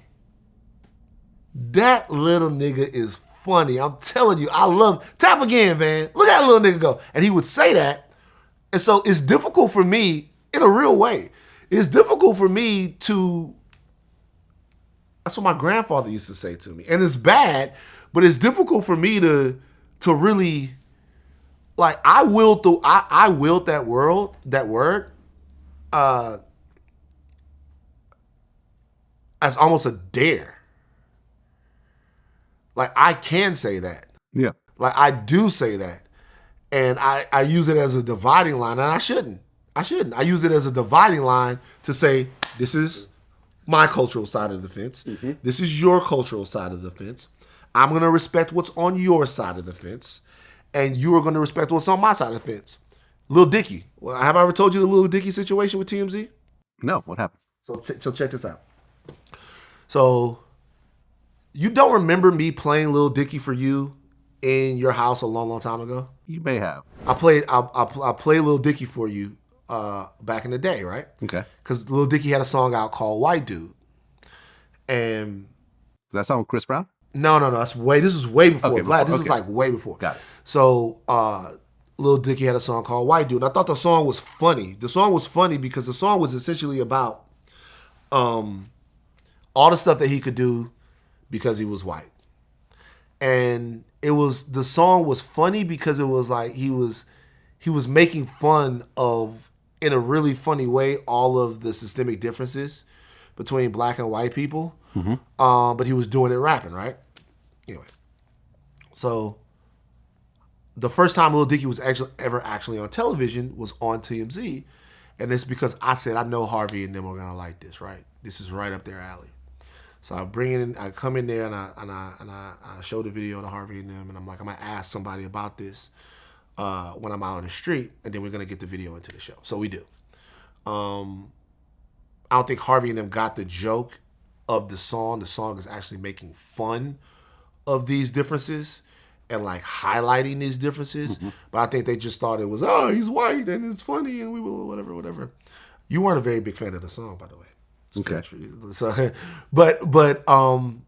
so anyway, he gets on there, and then the first time he was on TMZ was when he was at work, and they called him and he's like, hey, this is the guy who made the show. He literally did the show from a cubicle at work. This was the point Lil Dicky's career was at this point. Later on, Lil Dicky gets bigger, continues to grow. And he, in some of the songs that he would sing, he would use the K word, right? K word? The Jewish K word. Kike? I said it. Not me. I said it. Like, right. It's like, so he would use the K word. He would say that, right? And we were gonna get a shot with him. I have no desire to say that word. As a matter of fact, I've never said it, just like you. All right? I have no desire to say that word, right?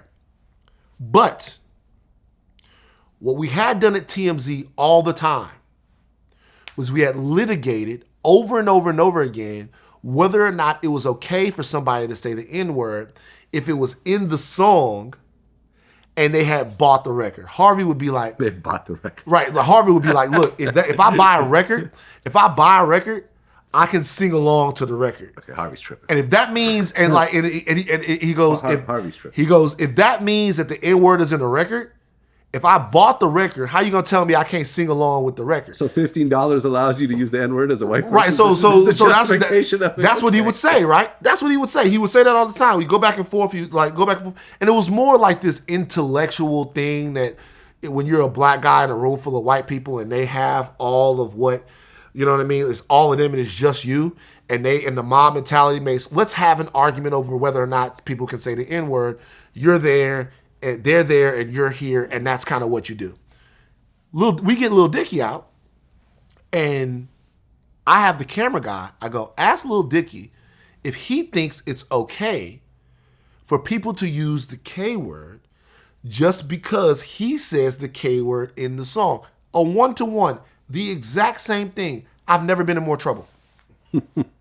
I've never been in more trouble. Like I'm up there and I'm reading the thing, and then I remember people were going, Van, do you want to say the K word? I'm like, no, I don't want to say it. I've never said it. There's no point for me to have ever said that. I don't want to say it. But I'm like, but you guys said, and Harvey's like, wait a minute. You want to talk about blah, blah, blah, blah? I'm like, yo, we talk about this. Like, this is something that gets talked about. Like, and I said, wait a minute. Is this only okay to have a friendly conversation about when it's my culture? Is this only okay to like intellectualize or ask when it's me? I realize that word is not as prevalent in anything that Jewish people do as the N-word is. But I'm not even going to start that because that's a false equivalency. But what I was saying was Lil Dicky was a huge rapper, still is a big rapper.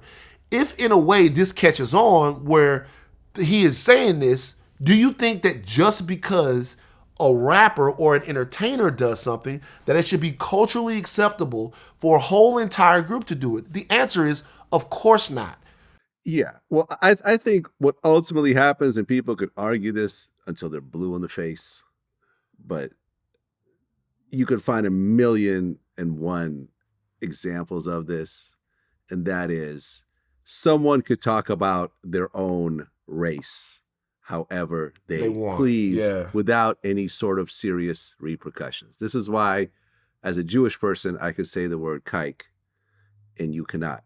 Right. As a black person, you could use the N-word and I cannot. Right. And this is why, and I'm not saying this is right, this is why Kanye could say slavery was a choice, Harriet Tubman didn't free black people, and George Floyd wasn't really died from a drug overdose, and there wasn't really a huge backlash. He did not lose his deals. But there should have been to me. I'm not saying it's right, and I'm not saying, you know what I mean? I'm not justifying it. But when Kanye was talking about black people kind of were like, well, he's black, so he could talk about it. He's in the cultural Once corral. you start talking about something that you do not identify with, the repercussions are always worse, period. I have said... He says, though, that he is Jew. He says... But he's also speaking about a specific group of Jewish people, which he is not a part of. He is not if he is a Jew or is not a Jew, he's not an Ashkenazi Jew. Right. And he specifically attacked Ashkenazi Jews. The only reason why I said that is because... The only reason why I said the that DEFCON 3 tweet. I got it. But there is also, because I've watched a lot of these interviews, there is also just this weird comedic element to him. Like if you watch the Lex Friedman interview, it's just hard not to laugh, bro. And it's not. I'm not talking about particularly when he's talking about any one group, because even with Kanye, when Kanye was like doing the rally, remember when he was doing the rally and he was up on stage and he was at the rally and he was crying and shit? Yeah. That shit was funny, dog. No, listen, when he pulled out, when he was talking about Netanyahu and he pulled out the net, I thought that was hilarious. That shit was funny. That shit was seriously funny. Is at the end of the day, it has to be stopped. It absolutely, it has to be talked about or whatever, but he's just gone so far off the deep end now that it is what it is. I hope somebody helps him. Well, you interviewed Gabrielle Union about her new film. Gabrielle. Yeah. I'm sorry, I messed it up? You said Gabriel. Oh, so it's pronounced Gabriel? Isn't it? It's Gabrielle Union, right? Gabrielle? Okay. Whatever. I'll take your word for it. Yeah. If I've been mispronouncing, I'm sorry, Gabrielle, that I've been mispronouncing your name all these years. Right. Gabrielle Union. Very talented actress. Very talented. And so forth. Now, she actually plays a homophobic mother in the new film that she's in, which hits close to home because of the whole Dwayne Wade situation and the Zaya Wade and so forth. Yeah. Now, recently, she did an interview. It was on stage somewhere. I'm not sure exactly where it was. Mm-hmm. But they brought up Boosie, and she basically implied that Boosie is gay. Okay. She said he doth protest too much, a Shakespeare line. She also said he's got a lot of dick on his mind. Right. Boosie responded. Of course. Of course. He said, LOL, the whole world know I love women and the world know your husband love dick.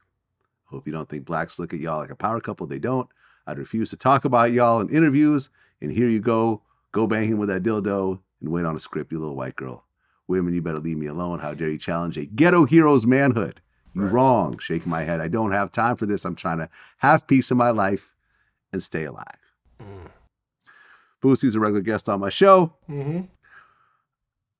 Out of all, I've known Boosie. Okay, hold on. This is before VladTV. So I've known Boosie close to 20 years. Mm-hmm. I've never got any sort of gay vibes from him or so forth. I've had probably hundreds of hours of conversation with him over the years. Yeah. Clearly, this is a back and forth fighting fire with fire and so forth.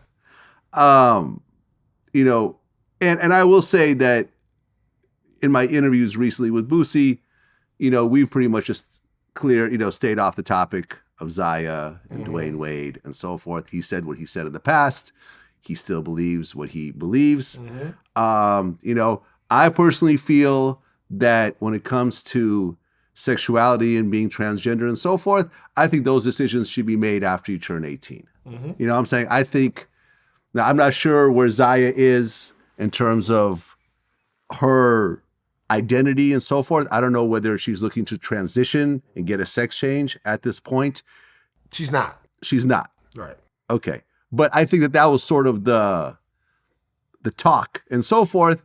I personally think that if you want to have a sex change and transition to being a man or a woman, that should be done after you turn 18. I think that as a young person, you're still formulating your sexuality and your identity and so forth. And I think that that's a little bit too young. And I think that was some of the things that Boosie was speaking about. But at the end of the day, that's not his daughter or his son.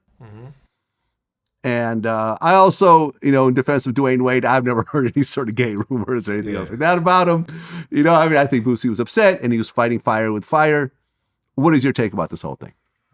Number one, I wish I didn't have to have a take. So bizarre. So a couple of things. You don't have to have a take. You can just say no comment and we can keep moving. No, it's crazy. Yeah. Number one, obviously, Gabrielle knew that if she said something about Boosie, that there was going to be a response. Right. And the response was not going to be polite because Boosie speaks from his heart, and his heart comes from the SSB. So SSB is what? South Baton Rouge. Oh, South Baton Rouge. Yeah. So it didn't surprise me that Boosie came back the way that he came back. Right. None of that stuff surprised me. I think that we are still in a communal stage of trying to understand what the LGBTQ plus community is talking to us about and saying to us. And I think a lot of the brothers and sisters that I know in that community are past the point of trying to explain it. What they are saying is, we want our lives full, free, and unbothered. And if you can't deal with that, fuck you. Keep your opinions out of my household. Keep your opinions out of my family. Keep your opinions out of my bedroom. Keep your opinions out of my life. We done told you who we are. We done told you what we want. The ball is in your court. Kick it or bounce it. When I look at the situation with Zaya Wade, the only thing I can think of is, and I am not speaking directly to this child's life. I'm not speaking directly based upon anything that I know about this family. It's my first time ever having met Gabby or talking to her. I shouldn't even be calling her Gabby. I've never met Dwayne Wade before. I've never met Zaya Wade before. But I think for a lot of these families, they are making the decision, they're making the decision about whether or not to support their children or to bury them. I totally agree. I'm saying if I had children that were gay, trans, bisexual, whatever new thing, non-binary, however you want to say it. I would rather these kids live a happy and fruitful life and be accepted and loved and kissed and hugged and shown all the love and affection that they should, as opposed to saying, I'm going to send you to gay conversion therapy or make you feel bad about whatever else. Lil Nas X talked about how he was made to feel guilty about being gay by the church and so forth. And that's why some of the ways that he's expressed himself, in terms of like the video, doing a lap dance on Satan's lap. Which is tough for me. Because like I'm a like that. That's something that I got my ass kicked on the podcast about because, man, I'm a good Christian boy from South Louisiana. And when I see the devil, I don't want to fuck. But for him to sort of subvert that was him kind of accessing his own power. But you know what? Well, but I just want to finish and say this. At the end of the day, yes, I 100% agree that you should embrace your children and let them go with whatever goes with them. When Dwayne Wade went on a media run about Zaya, I'm sure he had good intentions about it, but ultimately that also opens a lot more conversation, negative and positive, about his daughter. I'm saying, when he could have just, okay, this is our home. I love my kids, but I don't need to go on a media run about this, because at the point that you go on a media run and you actually make all this public, you have to accept whatever comes with it. You have to. I disagree with that. No. You have to accept what comes with it when you publicly put things out. Let me ask you a question. So I take what is given to me because I am a public figure. I don't cry about it. Okay. I get called the police, the feds. I get death threats, all this other shit. I chose to make myself public. They call you the feds? I know, big surprise. So let me tell you. Okay. So it would be weird for Dwayne Wade not to do a media run on Zaya when he did a media run on Zaire. When his son was playing basketball and doing all of the basketball things that he was doing in high school, in college. When Dwayne Wade... He's a professional basketball player. So what?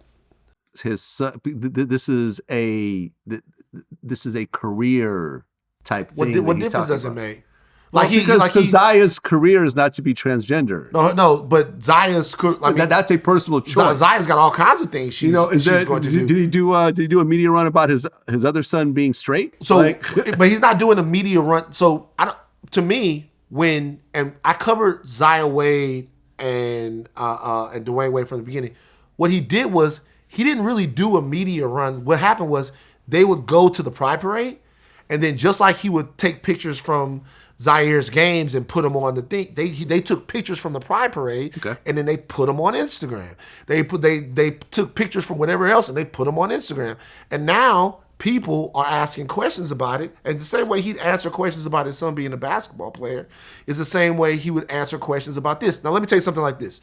So I don't think there's much difference. Well, hold on. I just want to point out that he talked about Zaya on the Ellen Show, on Comedy Central, Trevor Noah. Well, what else was he there for? It seemed like the focus of these interviews was about Zaya. No, he was asked, because Zaya could do those interviews herself. He was asked. So because it's going to be, when I did my interview with Gabrielle Union, I asked her about this. Yeah, you're gonna ask. So and. Something. I don't know about this aspect. It seemed like he specifically went there to talk about Zaya. He wasn't promoting a book. He wasn't, winning the NBA Finals during that time. There was also a court case that was going on, so there might be some stuff that's happening. Yeah, but the biological mother and so forth. Yeah. But I'll tell you this: I actually don't think that being a public figure means that people have to be indecent towards you, and that you should accept everything that comes with it. If you put a picture of your baby up there.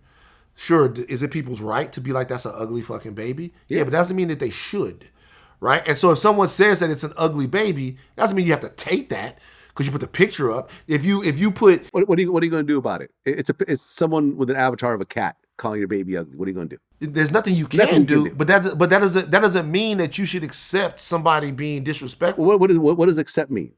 like there is no acceptance. It's just like accepting the sky is blue. Like it just happened. So it happened because you decided to make something public. So then you should. So anything. It's just life. Right. This is what happens when you're a public figure, especially in social media. I understand that it's a public thing, but if somebody else who has a voice, because in this particular case, by the way, Boosie and Gabrielle Union are two people that shouldn't be having that much interaction. Okay, you know, right? Like Boosie here, Gabrielle is here. Gabrielle got her people. Boosie got his people. Right. And it's not nobody's mind is getting changed. No one's meshing too tough, right? Nobody's mind is getting changed. Yeah. I want to make sure that in my life I do as much as I can to protect all parts of the Black community. And part of the Black community that sometimes don't think we do a great job of protecting are gay, lesbian, transgender, and non-binary members of our community. But I tell you one thing though, and can't nobody say this. When it's the other way around, they always right there. They first in line on these marches. I'll say first in line. They're right there every time they show up. But sometimes we gotta do a better job of showing up for them.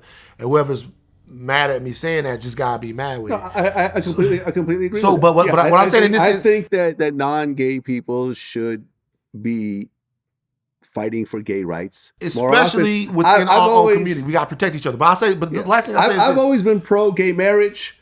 I've always been, anti-gay bashing. We get it, Vlad. You're the gayest guy in the world. I'm the gayest guy. So the most gay-friendliest guy in the world.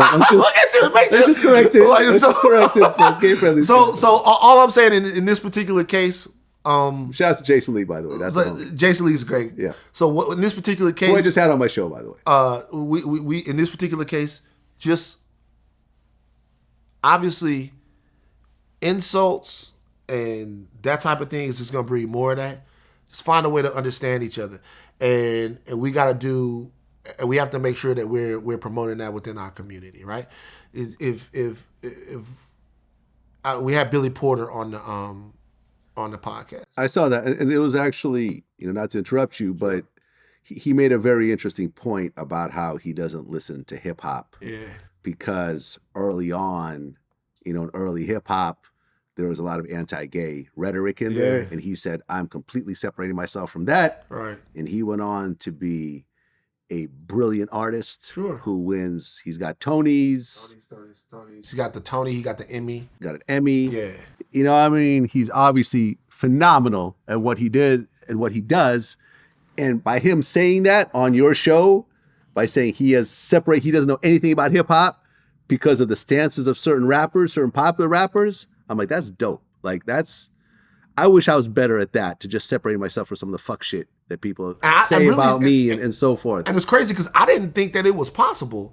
I didn't know that you could be Black and not be hip hop. I used to get mad about that. Like, I didn't know that you could do that. I didn't know that hip hop is such a huge cultural influence on me that I didn't know that you could be Black and just not. Because even my granny and them, I remember when my grandma and them, my mama, she liked Tupac. You know what I'm saying? She used to love Tupac. Be like, put that good looking boy on TV. What's his name? It was like Tupac, and she would be listening to Tupac stuff like. So I didn't know, but he had to do it for I guess his own. It was very powerful to listen to him say, but I wish it wasn't that way, because I think even the rap that he's talking about represents a smaller percentage of hip hop than. It's just a loud percentage, but a smaller percentage hip hop than he thinks that it does. But I can't speak to his experience today. But I think looking at his age, and you look at even NWA. Like you look at Eazy-E's first album, is basically he's beating up a transgender during a bank robbery. Right. Nobody moves, nobody get hurt. Yeah. You know what I mean? You love NWA. Love NWA. I love Eazy-E. You know what I mean? I remember being in high school listening to that, and you had the jacket? Did I have the jacket? No, I never had the 8-ball jacket. You never had the 8-ball jacket? What did you wear when you were young Vlad the hip hop? I was wearing some cross colors. back in the day. Vlad, you had the cross I had colors. the cross colors. Colors without prejudice. Yeah. Like, bro, I had I the wore, I wore some cross colors. So you had the cross. I remember when you know, like you're wearing Carhartt right now. I had the blue Carhartt jacket. Yeah. Remember like the jail jackets? You know what I'm talking about? You know what I'm talking When you was about? out on the yard. Yeah, yeah. I had those. I wore that jacket religiously to the point where it was worn out all through my Berkeley days. Yeah, when I was going to Berkeley. Like, yeah, no, man, I was a hip hop kid. You know, long saggy pants. Like, I was a break dancer in elementary school. You broke dance? Yeah. Like you were good at it, or? I mean, I wouldn't say I was great at it, but you know, I could head spin, backspin, centipede. You know, I could pop lock. Like, where's the footage? There is no footage. Thank God. Where's the footage? No footage of you doing a head spin. There weren't cameras back then, really. You know what I'm saying? You was dancing before cameras. That's the fuck. Yeah, but you know, we had the cardboard. Put the cardboard out. The cardboard out. Yeah. Yeah, I would go to Warehouse Records and buy the hip hop 12 inches, not even knowing what's on them. Just because, you know, there was no hip hop stations at that time. You just, you know what I mean? Like my big cousin, he was doing the, so they was like, they had the Fruity Pebbles and they had the break dancing thing in the Fruity Pebbles. So we was all trying to break dance. And my big cousin was trying to break dance. He was saying, y'all don't know how to break dance for real. I'm going to show y'all how to break dance for real. And he started break dancing. When he got up, his thigh was bleeding. And it's like, really, what's wrong with dancing. you? He had a fucking knife in his pocket, and it had stabbed him. And my dad was like, "Why don't you take your dumb ass to the hospital?" He cheddar bobbed himself. Like, yeah, he cheddar bobbed himself with a knife. He said, "Why don't you take your dumb ass to the hospital? Talk about you some breakdance." His shit was bleeding bad too. I remember. Anyway, that's my whole breakdance experience. I never did that shit. Hip Hop Homicide. Yeah, Hip Hop Homicides. Yeah, your newest TV show that you're hosting. Hosting the show. 50 Cent, Mo Scott Young. Yep. In terms of the people that are covered on it, Pop Smoke, King Von, Chinks Drugs, Soulja Slim, Magnolia Shorty, FBG Duck, Mo3. Who am I forgetting? XXXTentacion. That's this. Well, whatever this comes out, but XXXTentacion. As I look at this list, FBG Duck I've interviewed multiple times. They actually tried to license some of my footage, which didn't work out. Yeah. Mo3 that I've interviewed. Okay. Both these guys I spoke to about the danger of staying in the city. In the city that they live in. Yeah. And they would convince me that they'll be fine. Sure. And then both dying in their own city. Yeah. Do you have actual security with you when you walk around? No, I just got good friends, man. We have good friends, and you know, I got my homeboys with me. You know, security sometimes is with me with the shows and stuff. You know, when the promoter book me, you know, they got their own security. You know, that accommodate me and shit. Shout out to them. You know, but other than that, like I ain't worried about none of that, Vlad. So you know, I ain't got no security. I'm not out here. Nobody chasing me down, trying to do nothing to me. So I ain't worried about none of that. Me and Pop Smoke spoke about a week before he passed about doing an interview. We kept, you know what I mean? Going back and forth. We kept going back and forth. We just couldn't be in the same place. We didn't end up being in the same place, whatever. Chinks Drugs, another one we've interviewed. I didn't do the interview myself, but it's on VladTV. King Von we were trying to schedule an interview at that time. So it's like damn near half your list are people that I've come in contact with. Really, most of the list except for the people that got killed before. You know what I mean? So you're talking about, of the people that you could have interviewed, you probably interviewed most of them, right? Yeah, I mean, if I was doing an interview, Soulja Slim would be a person. Would be somebody you probably would have had. Possibly Magnolia Shorty. I mean, we couldn't get XXXTentacion. He wasn't really doing interviews. Yeah. But we would have absolutely gotten him. You know, and it's definitely a very interesting thing to cover. You know, out of all those interviews that you've done, you know, all the shows that you've done, I haven't had a chance to actually watch any of them. I actually bought the whole season today. I appreciate that. Of course. What do you think was the most surprising or shocking thing that came out during this series? How much the internet is getting people killed. Huh. Without a doubt. I was profoundly changed by doing Hip Hop Homicides. I talked to 8 mothers, a father. I talked to several people, kids. Was out there Chinks Day with Viking and all the rest of the people. I just see the pain that a lot of this stuff causes. Yeah, like I did the first interview with FBG Duck's mom right after he passed.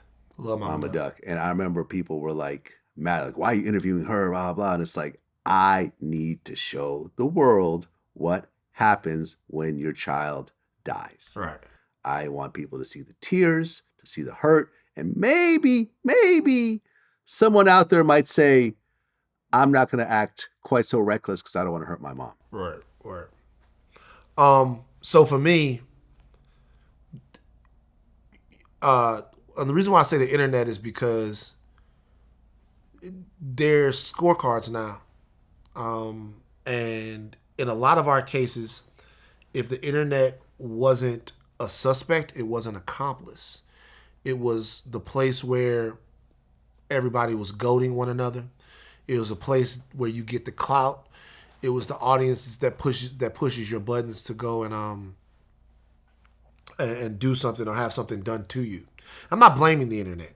I should say that. I'm not blaming the internet because all of the issues that lead to intracommunity violence were there before the internet, right? And I'm not blaming the internet. But what I'm saying is I really didn't realize how much we were going to be talking about tweets, how much we were going to be talking about people that dropped their location, how much we were going to be talking about people who said this to this person or who did this to this person, or then they have to go back and forth.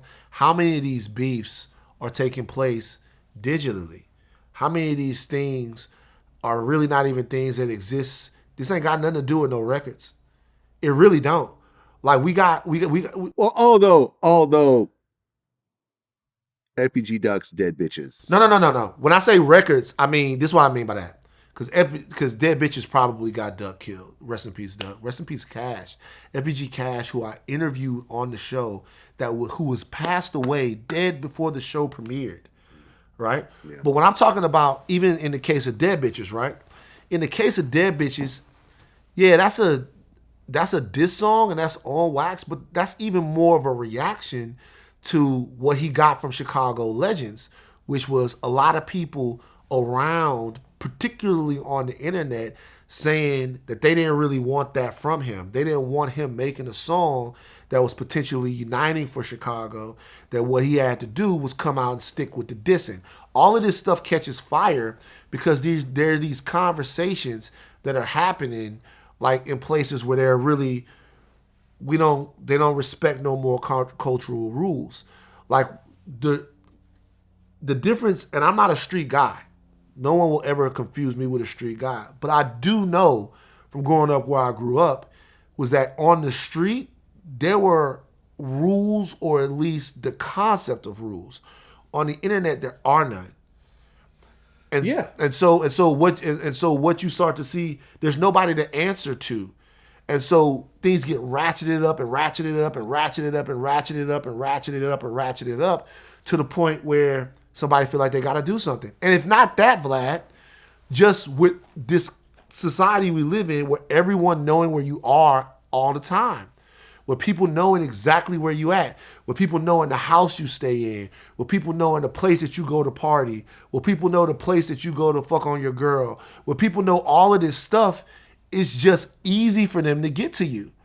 Like, it's just, there's not, besides Slim and Shorty and maybe Chinks, the rest of these definitely had an internet, social media, YouTube, whatever component to them. No, absolutely. Pop Smoke had posted up essentially his location, his address. Mo3 had put the Facebook video up of him hanging out with the suspect's kid or whatever. XXXTentacion was being followed for his location.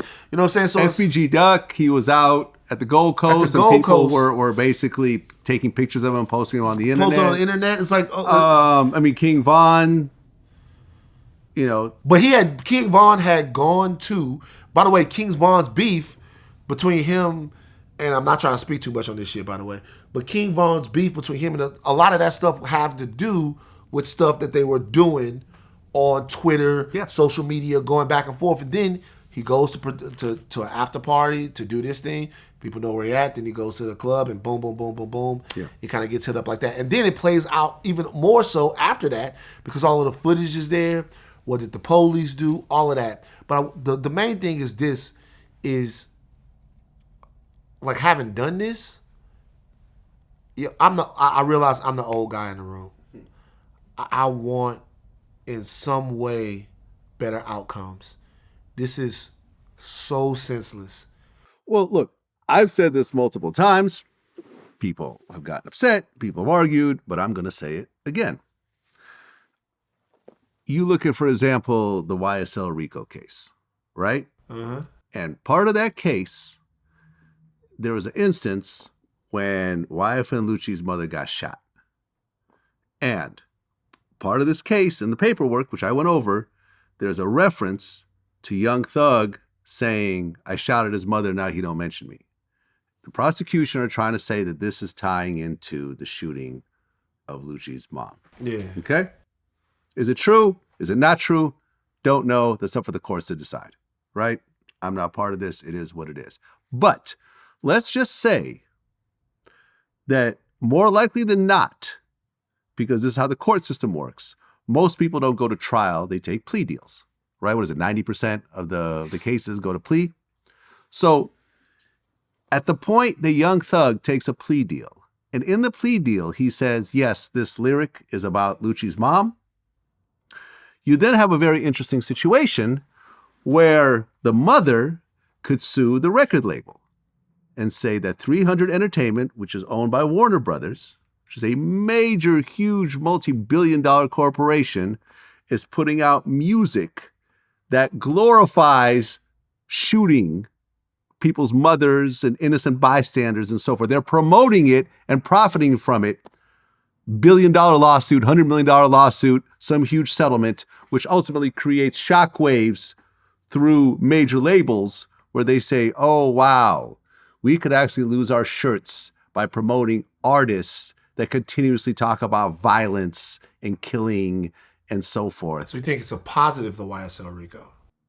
Listen, I'm not going to say that, but what I'm saying is that could it potentially reverberate and affect how major label music has been put out and how ultimately reckless some of these major labels are with some of the artists that they sign and promote and push? Because listen, yes, an independent artist could get to a huge state and whatever else. But when you look at most of the music that's on the charts, you're going to need radio, you're going to need... It's usually the major labels that are behind every single one of these artists. Right. Name a totally independent artist that's always on the top of the charts and is always making the biggest impact in music. Right. I can't name one. Right.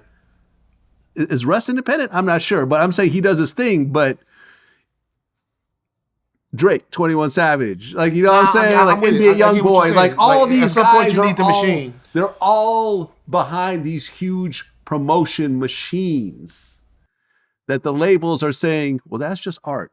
We just, that's the artist. We're not going to tell the artist what to do. But when you live in a world where a woman was able to sue Geico because she got an STD in a car that was insured by a guy who had Geico insurance. Yeah. You know, you're seeing very fuzzy lines in terms of what's happening in terms of lawsuits and so forth. And at the point that one of these lawsuits comes in and sticks and sets a precedent, I think you're going to see a huge change in gangster rap being pushed by major labels and it potentially turning into more of an underground art form, which I'm not even mad at. So here's my thing. I don't have a problem with gangster rap. I have a problem with murder rap, and they're two different things to me.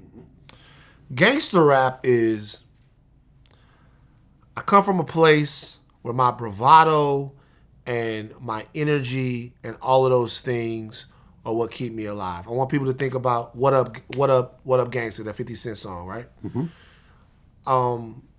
50 comes in, say I walk around like I got an S on my chest. Now that's a semi-auto and a vest on my chest. Yeah. You know what I'm saying? And so if you think about that, that's about safety.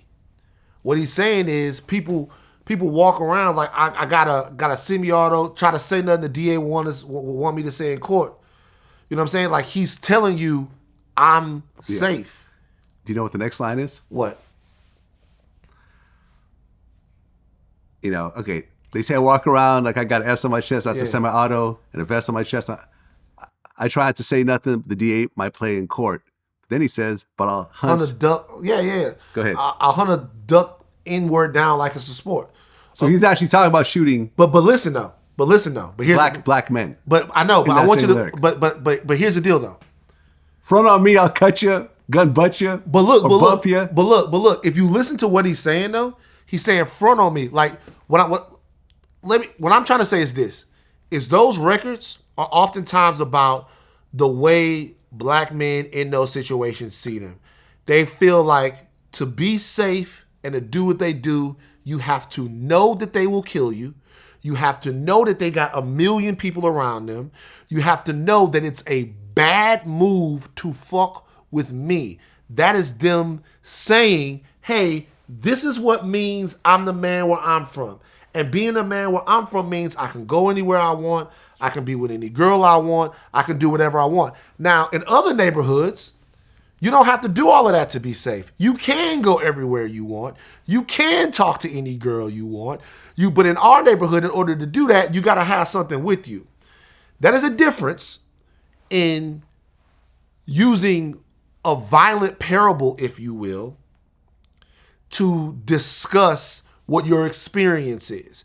Talk about what you would do, what guys from your hood do, what people around you do. It's the difference between that and saying, I killed this individual and there's nothing his family or his friends can do about it. When does that actually happen? When does someone actually name someone they've killed in a song?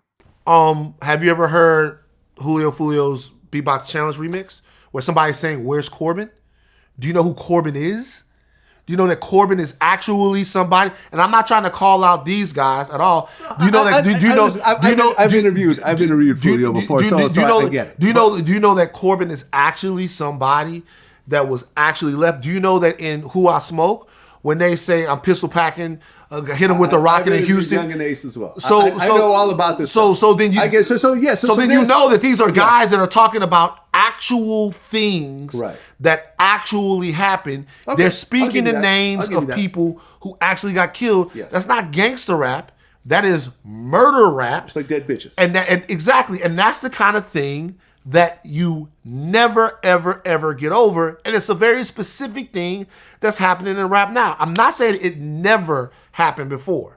I'm not saying that it never happened before. Sometimes what happened before, niggas would throw out names of people that had got. What I'm telling you now is it's becoming too normalized and it leads to a fire that cannot be put out.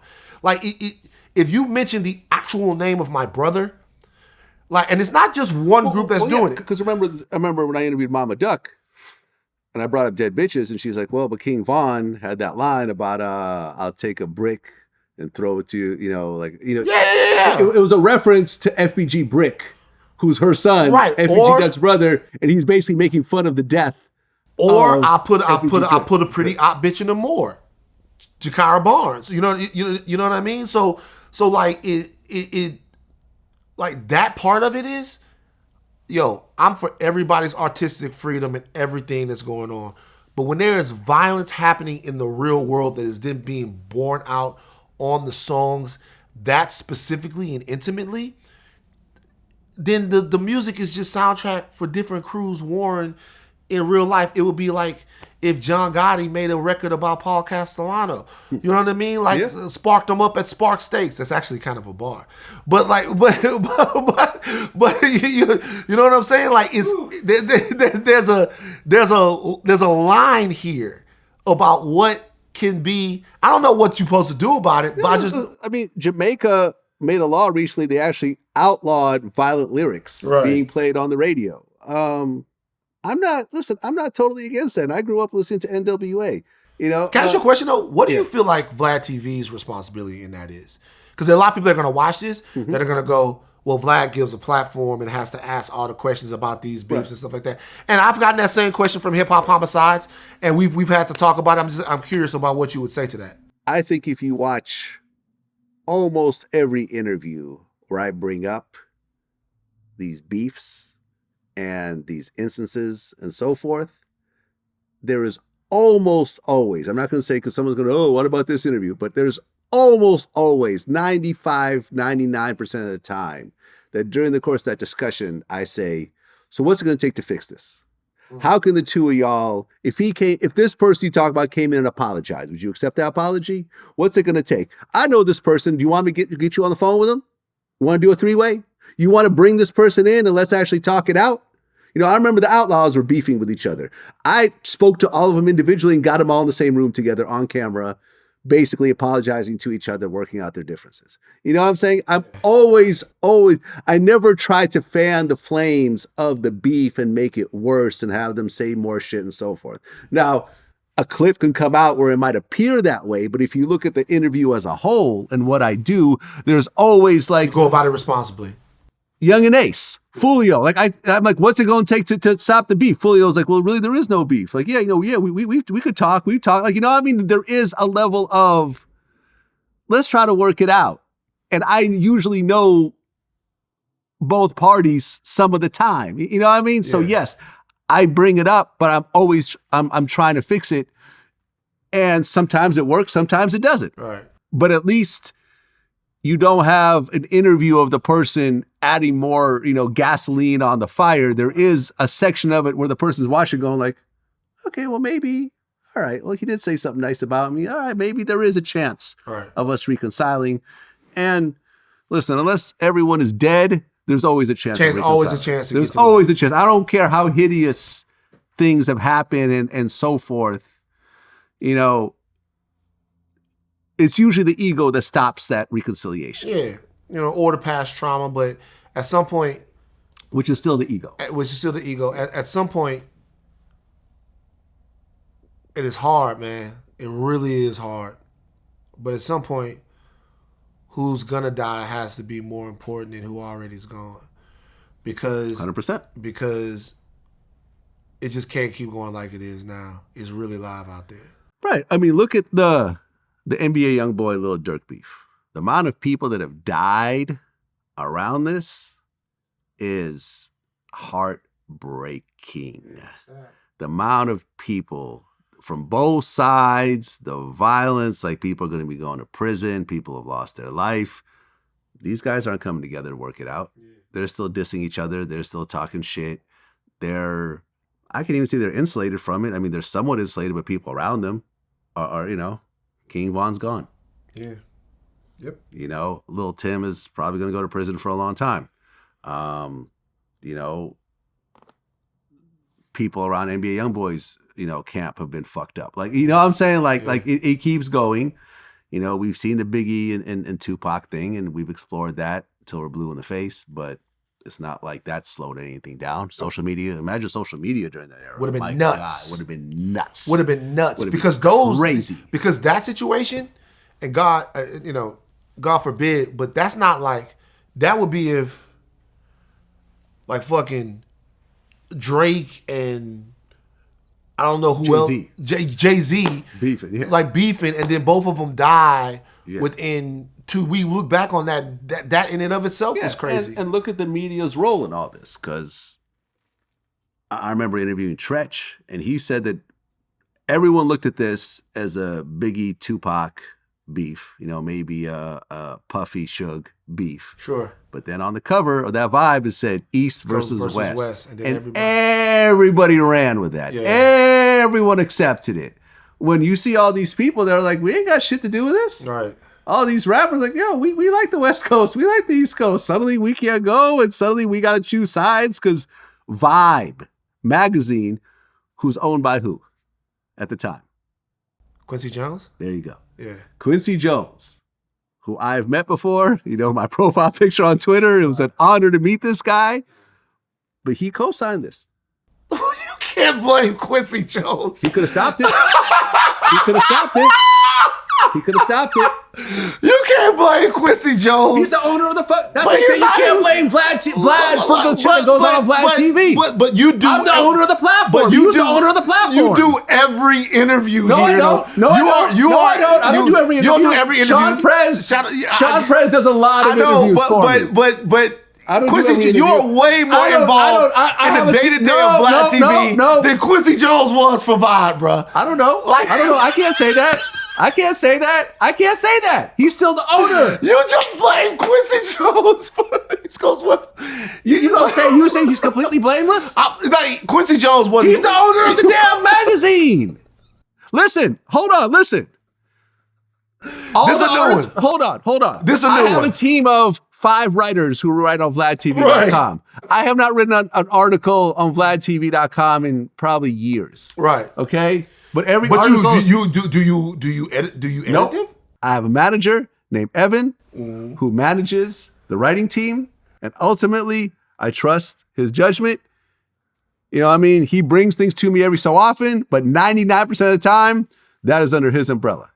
You see what I'm saying? There are interviews, like I remember recently people were upset over this Young Jock interview where he said that like female rap will be over in 180 days unless they switch things up or whatever else. I was like, oh, like fuck Vlad. I'm like, I didn't even do this fucking interview. Matter of fact, I haven't even watched this interview. All right. You know what I'm saying? It's edited by, it's conducted by someone else, it's edited by someone else, and it's titled by someone else. I do not have my hands in it at all. It's got a Vlad TV logo on it, right. But ultimately you can't say as the owner of a publication that you have zero responsibility. I think it's unfair. This is a new one. That's because people love Quincy Jones because he did Thriller. I get it. I know his son. I know QD3. He's the reason why I started doing video. But I'm saying you can't say that he's totally blameless in this. I don't think it's fair to blame Quincy Jones for the East Coast, West Coast. Listen, okay. I feel what you're saying. So you're saying that he has no role in this whatsoever. Quincy, I don't as think the Quincy, owner and founder of Vibe. The only way, I guess, but not really, bro. You just assume that because he has such a stellar musical career that he doesn't pay attention to the magazine. He wasn't. I know Quincy Jones wasn't looking at the day-to-day of Vibe, bro. Quincy Jones, I know Quincy was on. Remember, Khadija Jones was dating Tupac. I know this. So he wouldn't have, you know what I'm saying? Like he Tupac was dead, but by the time that cover came out. Was he? The East versus West cover? I don't remember. Maybe you're right. Yeah, I think that's the whole thing. Because it was Biggie and Puffy on the cover. Right. Tupac was already gone. Okay, I don't remember, but Hold on. So at the time of Tupac's murder, they suddenly put out an East versus West title on arguably the biggest hip-hop publication in the world. Them in the source. Them in the source. I said arguably. Yeah. Double XL was also around. But I'm saying like... In 96, really?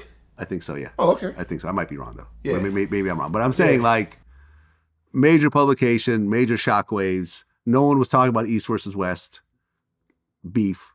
And it ultimately became the catchphrase that everybody was saying. Everybody was saying. I just think it's gonna be hard to blame Quincy Jones for that, bro. Sanford and Son theme. You know what I'm saying? I mean, Thriller. Off the wall. You know what I mean? It's gonna Bad. He did Bad also, right? I think he did some of Bad. Yeah, he it's did Bad. It's gonna be hard to blame. I'm just saying, musical fucking genius. Like is a fucking phenomenon. But to say that a company... QDZ gonna get your ass, okay, bro. QD3 can be mad at me. I know Q. He's got my contact. He's the reason why I even got into video. Right. You know what I mean? Like the beef DVDs? Yeah, the beef DVDs. Yeah. Exactly. I was part of all this. Like I'm not speaking as a total outsider here. I'm mixed in with that family in my own little way. But I'm saying...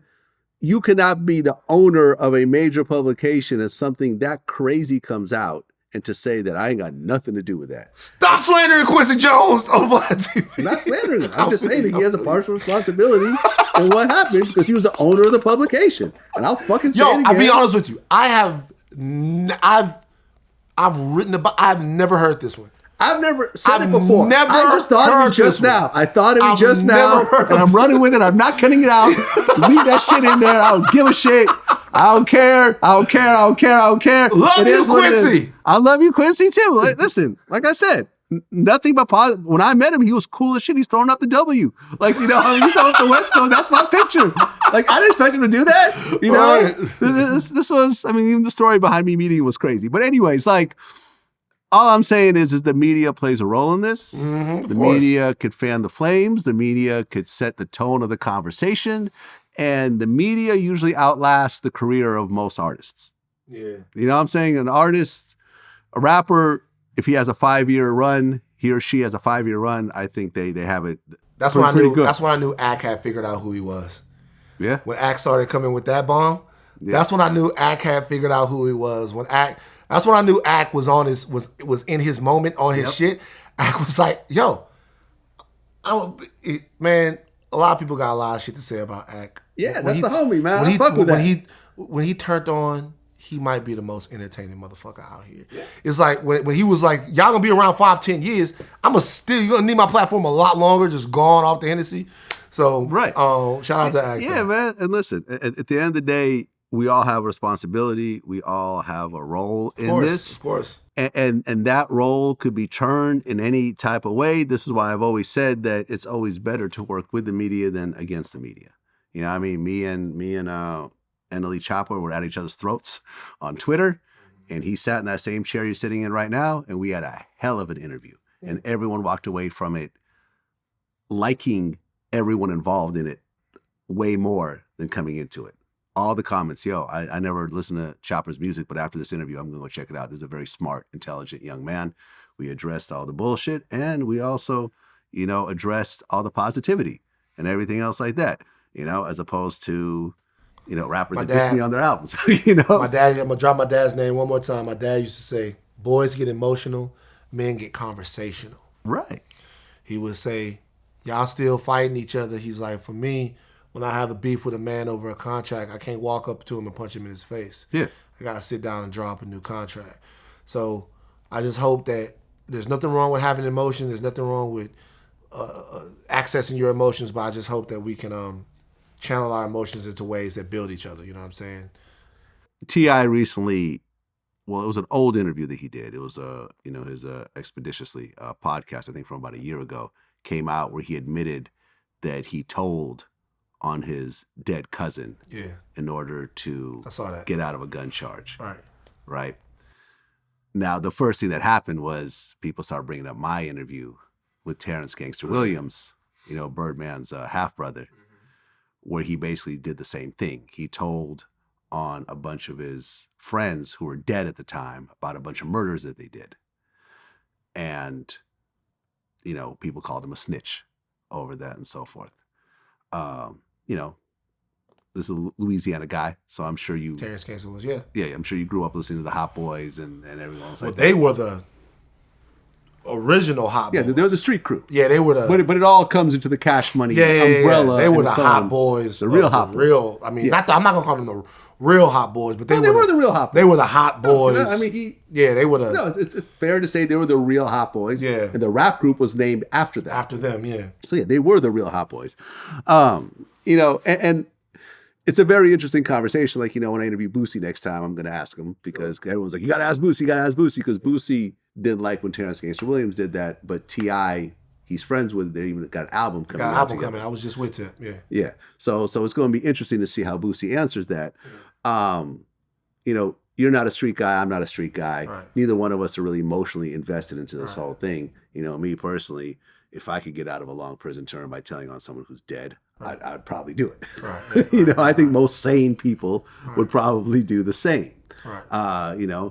And most people tell anyways, dead or not, to get out of long prison terms. Right. When you see this whole thing playing out in the hip hop community, what do you think?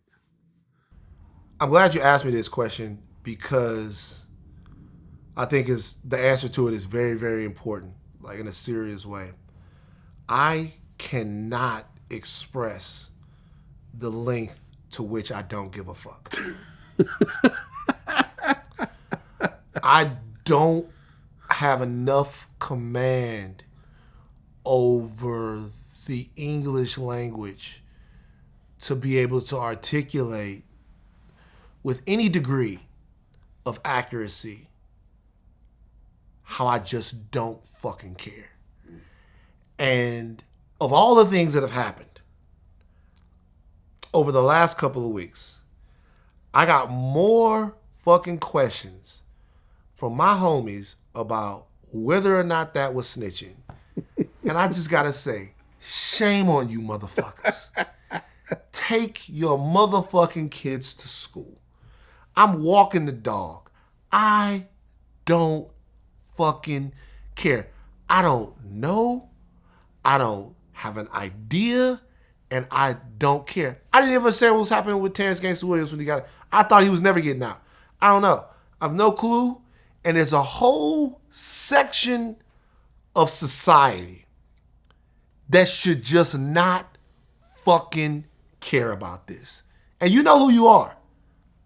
You know who you are. When you ask Boosie, he probably gonna have a great answer, but that's something Boosie should care about. Yeah.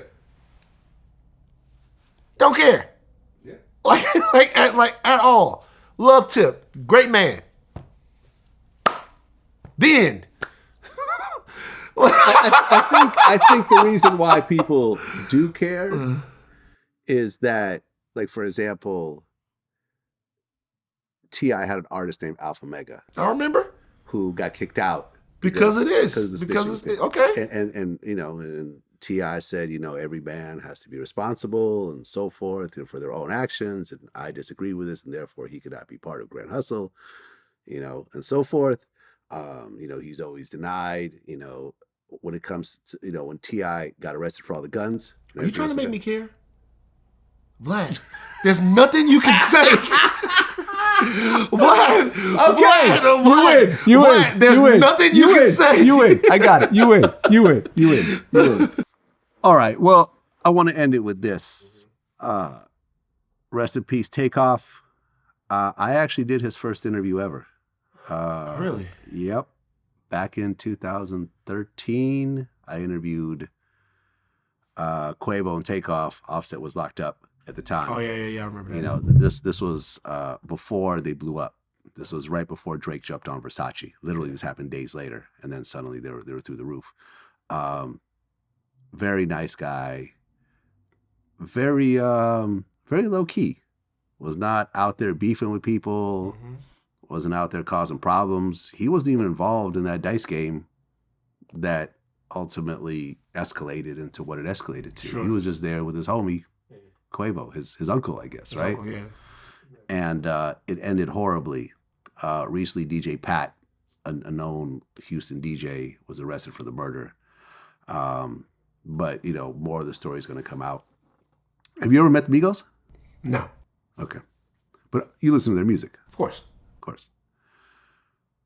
What do you think of this whole situation? As someone who's, you know, is doing hip-hop homicides, this homicide obviously happened after the show was already filmed. Yeah, so it's like not the week we premiered. Yeah, so the week, you know, after the fact this happens, but obviously this would fall into the same Of course. series. It might even come out next season, whatever.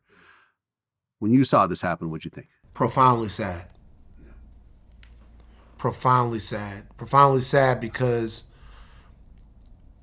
the Migos, in many ways, are like, well, not in many ways. The Migos are the defining hip hop group of their generation, without a doubt. Right? Absolutely. Without a doubt.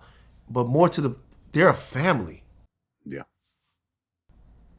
And even what was happening with them before this, with what was going on between Offset and Quavo and Takeoff, you know, you always wanted to see family win and love win in that situation. And you knew that it was going to be one day at some point where everybody was going to be back on a good accord, where everybody was going to be cool again, where everybody was going to be touring again and making new music. I don't think anybody that knows about that situation thought that it would last forever. I don't know anybody personally, so I don't know how long it was going to last. But you know, things happen when with family, you know.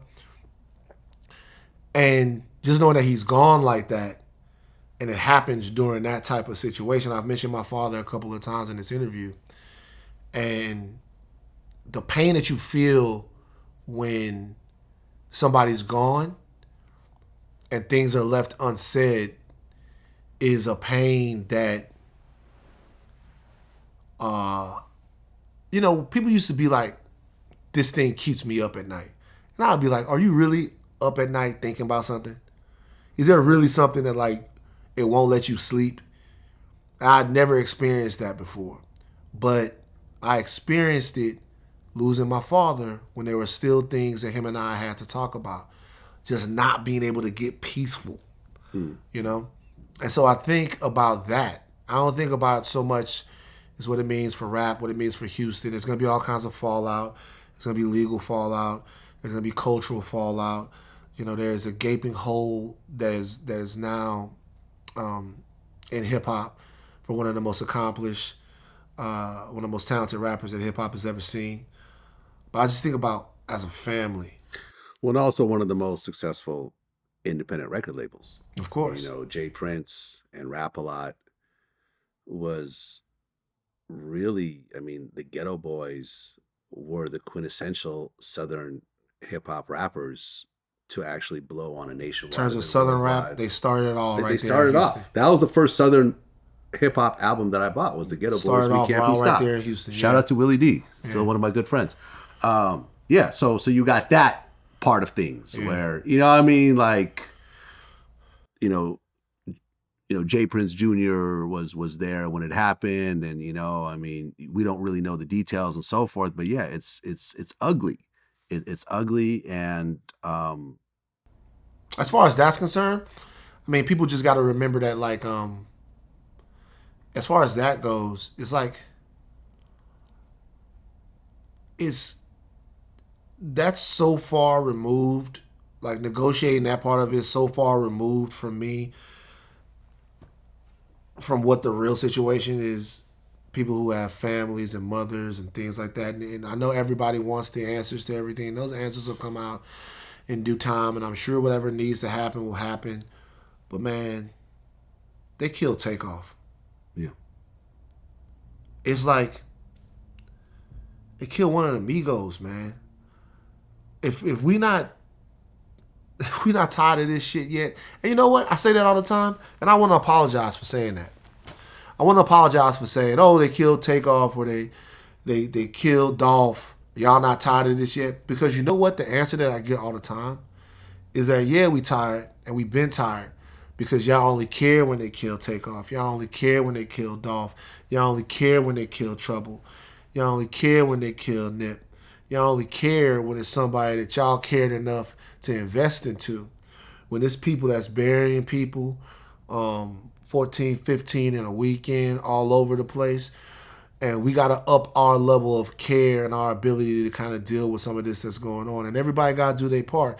It's not just the community that, like, we owed a lot of things that would help us get to this. So we got to put political, emotional, social, cultural pressure on outside entities and on ourselves to kind of figure out how we can stop some of this, because it's getting weird. I mean, look, Mr. Beast put up a poll that said, if you would get $10,000, but a random person would die, would you do it? I thought it'd be like maybe 10% would say yes. 45% of the people said yes. $10,000. $10,000. And look, I'm gonna say that like that, and there's gonna people be out there and be like, "Hey, man, do you know what $10,000 could do?" I get it. God damn. But is it worth a life? A life? God damn. You know, because it's interesting, because it made me remember there was a Twilight Zone episode that basically talks about this situation. A man shows up at this family's house with a box. Oh, it's actually a movie called The Box. Huh. Okay. Maybe it was they might have. Yeah. It might have. Okay. And it was like the movie. I know exactly what you're talking about. Okay. So in this Twilight Zone episode, and you can look it up. It's on YouTube.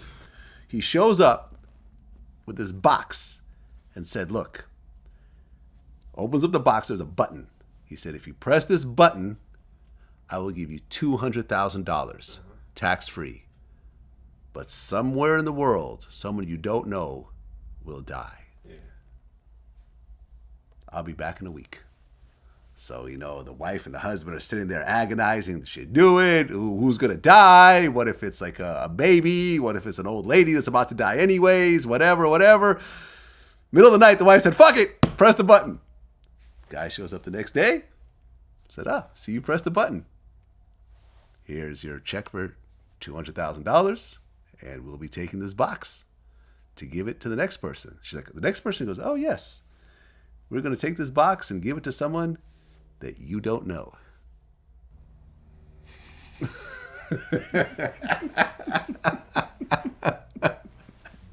Whoever pressed that button next, you go get killed. You go get it. Yeah. Unless no one ever pressed the button again. Right. And it's just like, Man, I mean, look, I got money now. 10,000 to me is negligible. And see, that's the thing that people. It's not even a fucking thought that's for me. The thing, but, and that's the thing that people tell me, because it's not a fuck ton of money. Right. It's not, but people go, you don't understand what that is to us. Right. I mean, I've been homeless, sleeping on couches. I've been dead broke. Like I've been in negative. Like I've owed taxes and didn't have the money to pay for it. Like I've been in the negative before in my adult life. Right.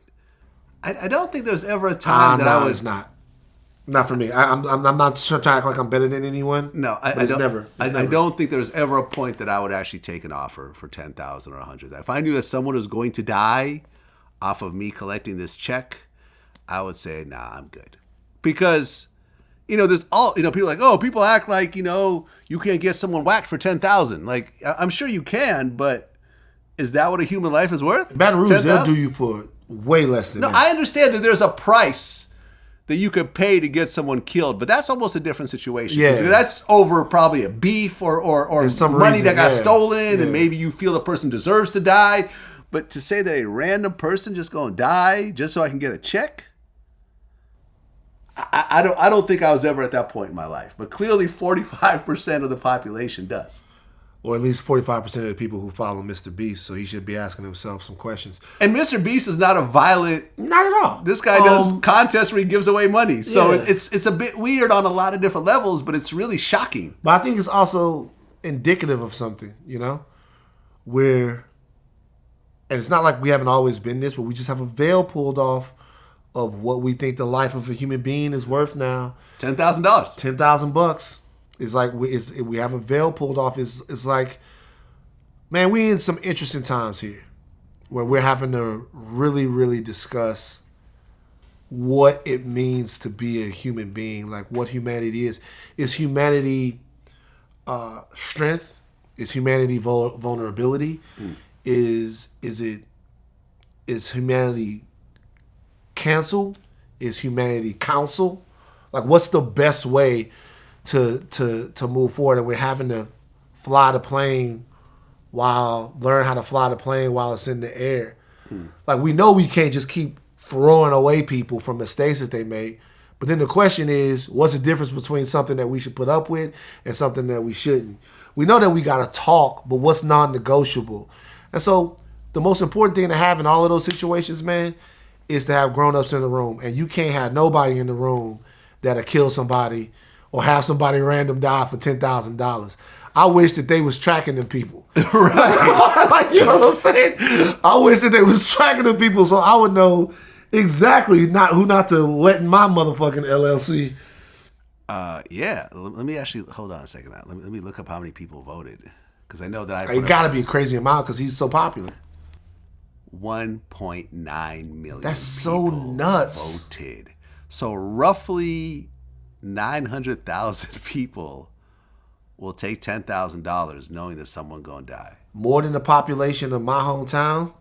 1.9 million people. Yeah. My God, that's a lot of votes. It's a lot of votes. 55.5% people said no. 44.5% of people said yes. That's sad. 45-55. That's sad. Barely a majority. Yep.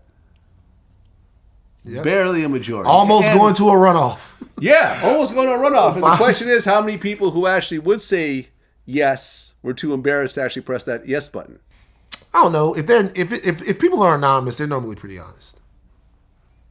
Yeah. The question is,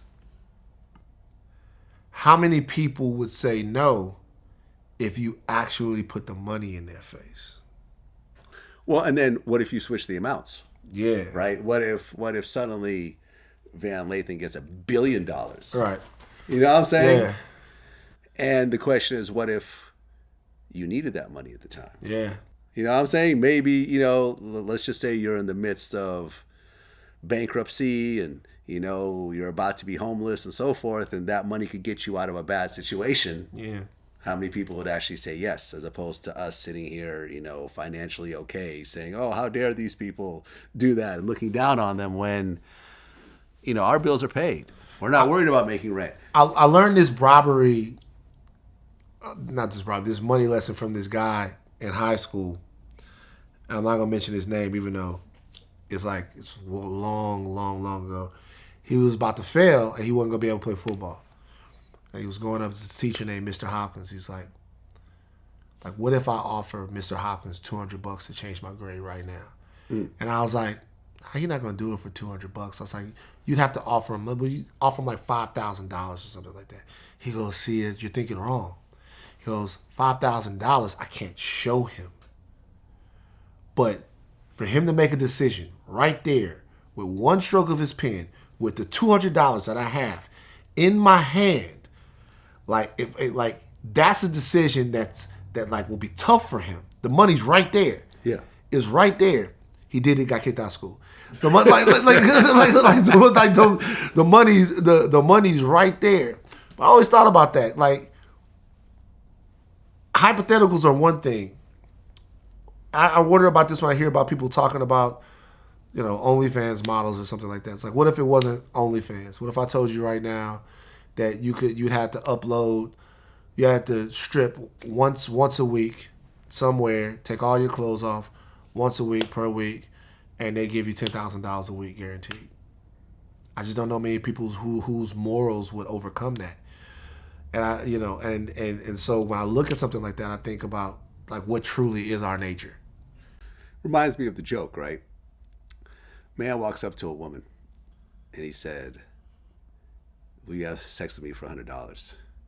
She said, not in a million years. Will you have sex with me for $1,000? No, just leave me alone.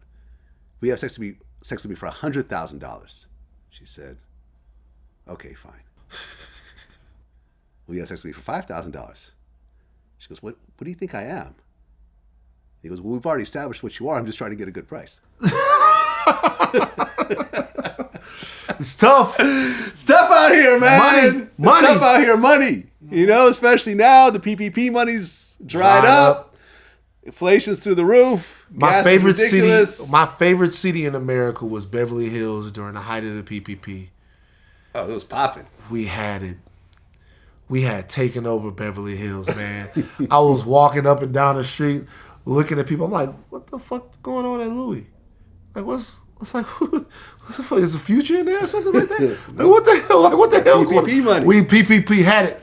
I went to the Beverly Wilshire Hotel. True story. To stay at the Beverly Wilshire Hotel just as a little getaway during the pandemic. And I'm at the Beverly Wilshire Hotel. I'm going to go stay there. And at the front of the thing at the Beverly Wilshire Hotel is, we do not accept EBT. We don't accept, at the Beverly Wilshire Hotel, it's we don't, they're letting you know you can't use those cards that you've been scamming to come here and get a room here because so many people were running it up. I miss that era. That's what it is. Man, Lathan, appreciate you coming back, man. No problem. What's the name of your podcast? You let everyone know. Higher Learning with Van Lathan and Rachel Lindsay. You can see that at the Ringerverse over there on the Ringerverse Network. And make sure you watch Hip Hop Homicides every Thursday night on VladTV. That's what it is. Peace.